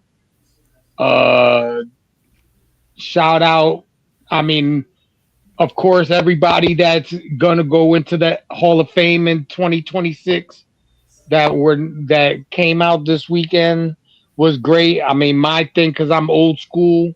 Congratulations to Roger Craig. It's long overdue for you to be in the Hall of Fame, at least in my opinion. So I'm glad to see that you made it in. And I gotta shout out another one only because he's got to be one of the greatest kickers ever. Is Adam Vinatieri, and he played for a rival, and probably hurt us a lot of times, but he also had some fuck ups in his past himself. So good to see that they're putting in some players now that I grew up watching, and not players that were when I was real young. Uh, and of course, like I said, I haven't been too political, and my message is that I hope that everybody that's in the Middle East that is American is doing all right, and hopefully they come home soon. And I leave it at that. Shout out you guys as always. Nice to be back. Well, we always stress that mental health is a big thing, and it is. Yes. And I admit this because I don't give a damn. I was having a tough time yesterday, and for me, I just felt like I had no one to talk to. I had no one to talk to, and I didn't want to make it worse for other people. I even closed my door, told Mrs. B what was going on, and I'm like, I need, sometimes I felt the need to try and handle it myself, which Yeah. every now and then mm, it works, but sometimes it doesn't. Yesterday it didn't. So all I could have done was basically go to sleep. And sleep for me is tough. Having sleep apnea is a bitch. Oh And yeah. I don't use that damn machine, as Mo would tell you, it's a bitch. Yeah. Um, but I was lucky enough today to talk to people, Jason, and he checked on me, made sure I was okay, and it's appreciated. I also talked to another person who understood what I was feeling, and it was just nice to let it out. And I would always say, and we have always said, that if you're having a bad mental day, go out and find somebody. Somebody will talk to you. Um, I was fortunate enough to have Jay and another person talk to me, and I'm like, okay, smooth sailing. Um, Baseball, since I've been saying this shit for a year and a half, if you lock out, you will lose a lot of your fan base. Don't be fucking this up. And on that, I will yield the rest of my time. Well, I just got a notification from Sleeper. Our draft is actually next week. That's too So early. we go see Yeah. That's too draft. early. I got that Yeah. notification hours I ago. got that too. Yeah, I might push it back a Push little it bit. back. Yeah, I'm gonna push it back. Uh, yeah, but I can always push it back. It's no big deal. But yeah. I just want to shout out y'all for doing the show. And I'm tired as fuck. 10, 12 hours with my ass today. But we keep doing the show. We keep on keeping on. You know what I'm saying? Good show yesterday. Good show today. I'm loving the energy. Man, shout out to the people who watching. Uh, Anthony for your comments. We switched topics. That's the only reason why I didn't go back to the Lane Kiffin stuff because we was already talking NFL then. So I saw him, and Lane Kiffin. Yes, Lane Kiffin does have narcissistic qualities. He's a puss. So I saw. He's a puss. Definitely. Man, just want to just thank everybody who be watching and supporting us. We get new supporters all the time. Uh, Precious. Princess, shout out to you, Princess, Oh yeah, for princess. on the show early and giving us the dance break. Shan too, man. Shout out to Shan. Shan's a new watcher too. Shan, she enjoyed the show. I be Thank seeing it you. when people be talking about they enjoy the show. Shout out to Shan, Princess, and them for watching the show. They say they enjoy us. So you gotta love it. So we gotta love everything. And for Princess, for watching the show, I think we should do a dance break before we get up out of here. You know what I'm saying? For old Yes. times' sake. This is for Friday night dance break.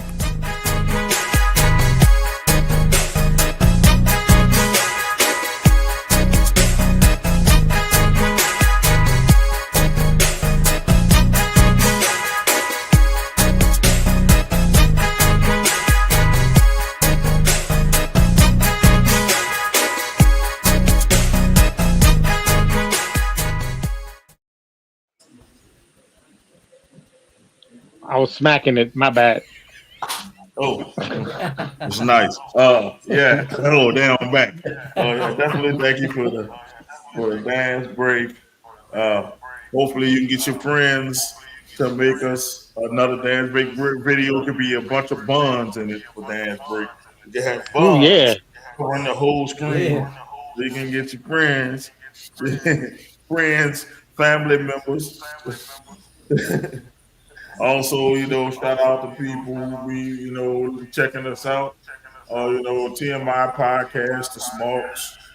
Of course, Dixon Inc. Shout out to the Trouble Empire. Shout out to them. Yes.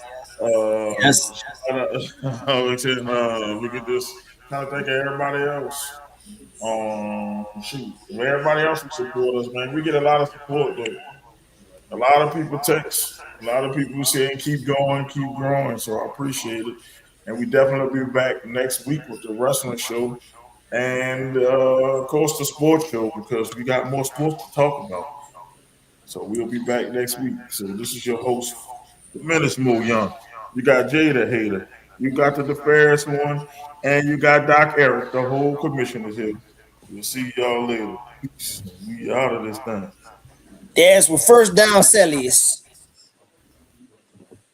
How about they score First down. 4 touchdowns? 4.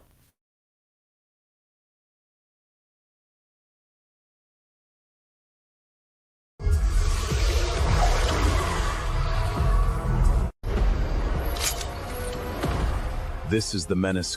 This is where the story begins. I've got this. Stabilize the containment.